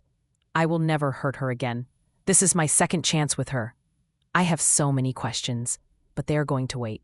I have my mate with me right now, and I am not going to ruin that. I looked at Doris for help. "You can trust him, dear. I assure you that." She helped me. Amelia nodded her head. "Why don't I remember anything?" she asked me. "I don't know that either, little one," I said honestly. "I have no idea what happened or how she is alive or she lost her memories. I wished I had answers to give her." She nodded her head. She went inside to take some stuff. "Thank you so much for saving her. I am always indebted to you. You are always invited to the palace." She smiled softly at me. "Anything for my Alpha King. Please take care of her. I may know her for a little time, but I have become quite fond of her." I chuckled at that. "She has that effect," I said, smiling. I waited for her to come back. Once she came back, she said bye to Doris and promised to visit her. We bid our goodbye to her and left. When we reached at the end of the clearing, I realized how far we are from Miguel's pack house.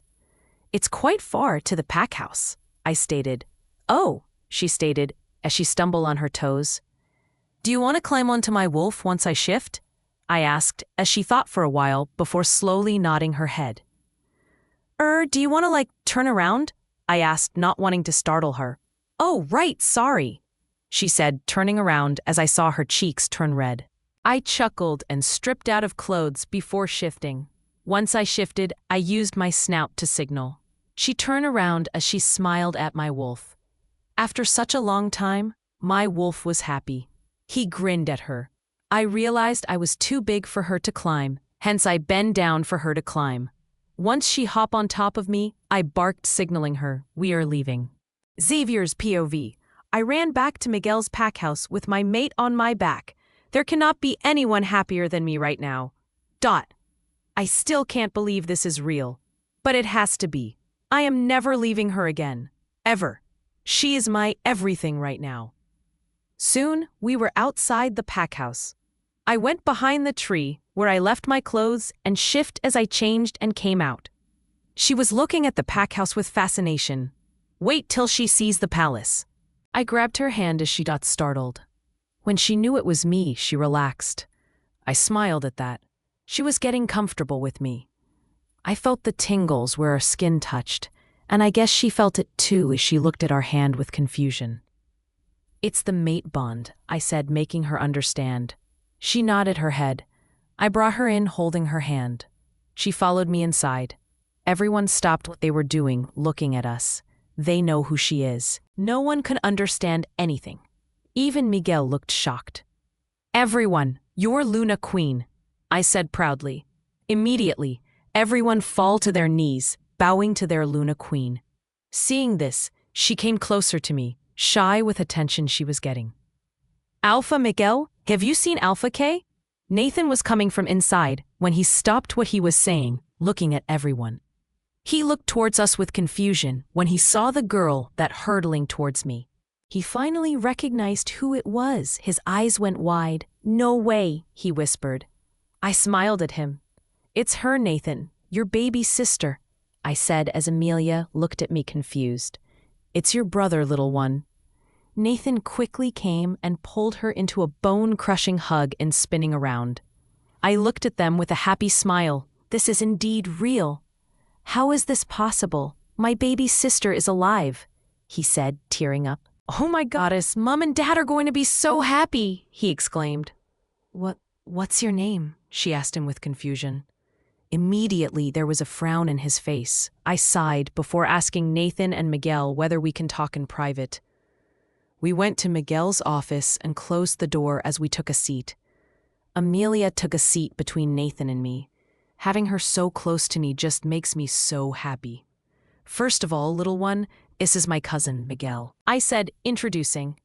Miguel gave her a genuine smile as Amelia returned it. Okay, Nathan, this might be difficult, but it seems Amelia has forgotten all of her past, I said, sighing. Both of them looked at Amelia shocked. It means she doesn't remember any of us. Not me, Dad or Mum, he asked. I nodded my head. He took a deep sigh. I am so sorry I can't remember anything, Amelia said sadly. Hey, it's okay. None of this is your fault, I said, taking her hands and assuring her. She nodded her head and turned to her brother. I want to see our parents, she said to him. He smiled at her and nodded his head. Of course, baby sister, he said, hugging her.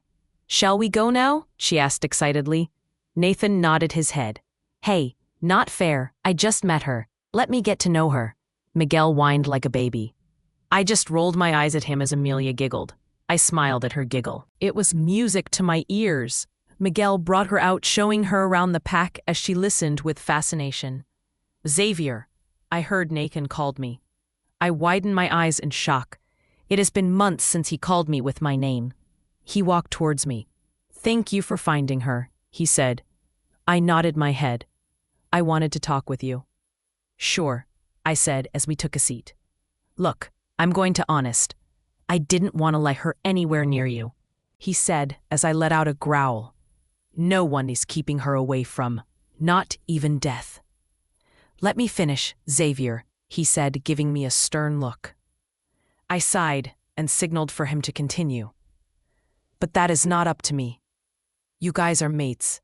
This is your second chance, and I am not gonna snatch that away from you. But I just hope you don't hurt her, man, he said, almost pleading.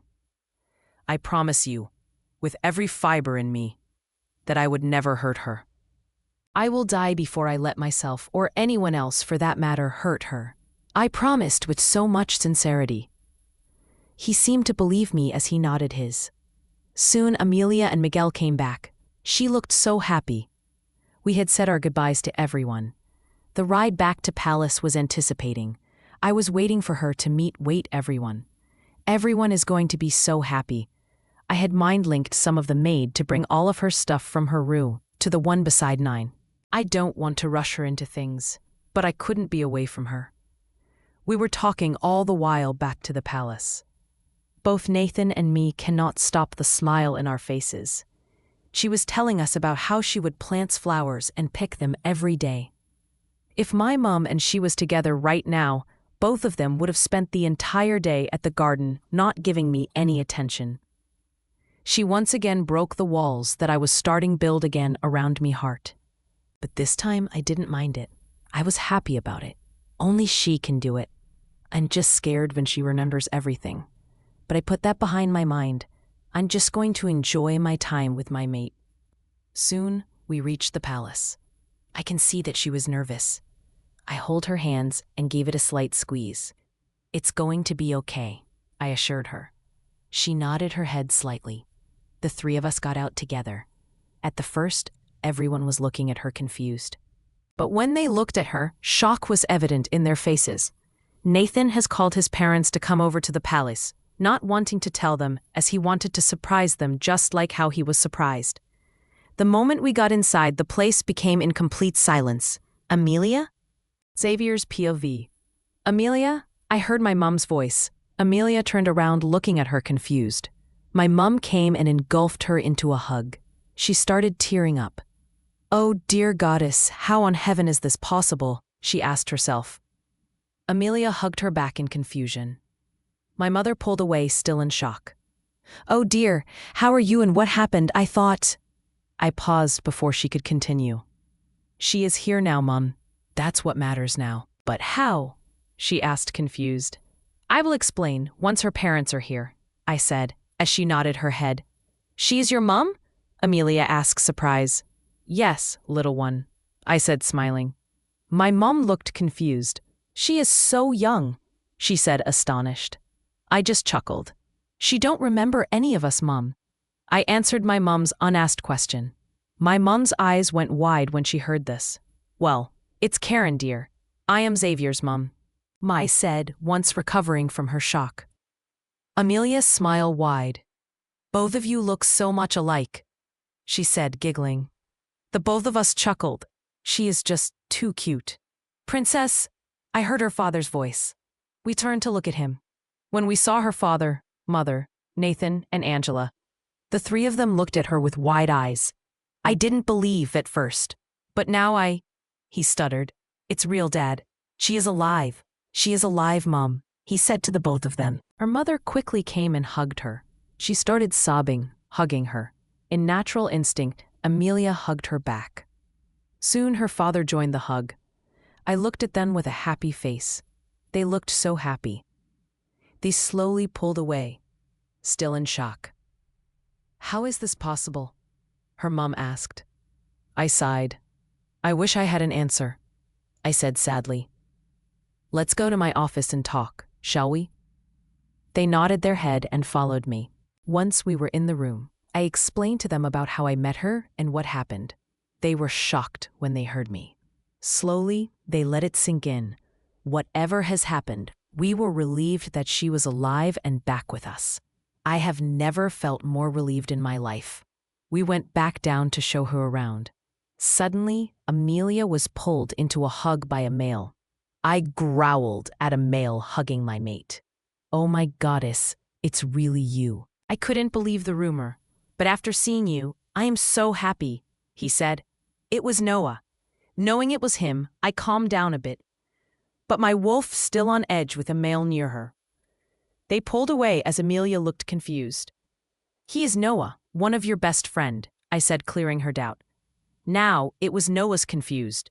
Before I could answer, her other two friends squealed and pulled her into a hug. Again she was surprised until I told her who they were.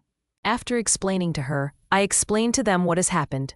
They were shocked when they heard what happened, but knew not to ask her any question that would overwhelm her. I brought her to the room that I had asked the maids to get it done. The room was bigger than her previous one. She looked astonished when she saw that. "It's so big," she said with her big doe eyes. Without intending to, she tripped onto me. I caught her before she could fall with one of my hand around her waist and the other one holding her hand. I looked down and she looked scared with her eyes closed. When she realized she didn't fell, she opened her eyes as we connected our eyes.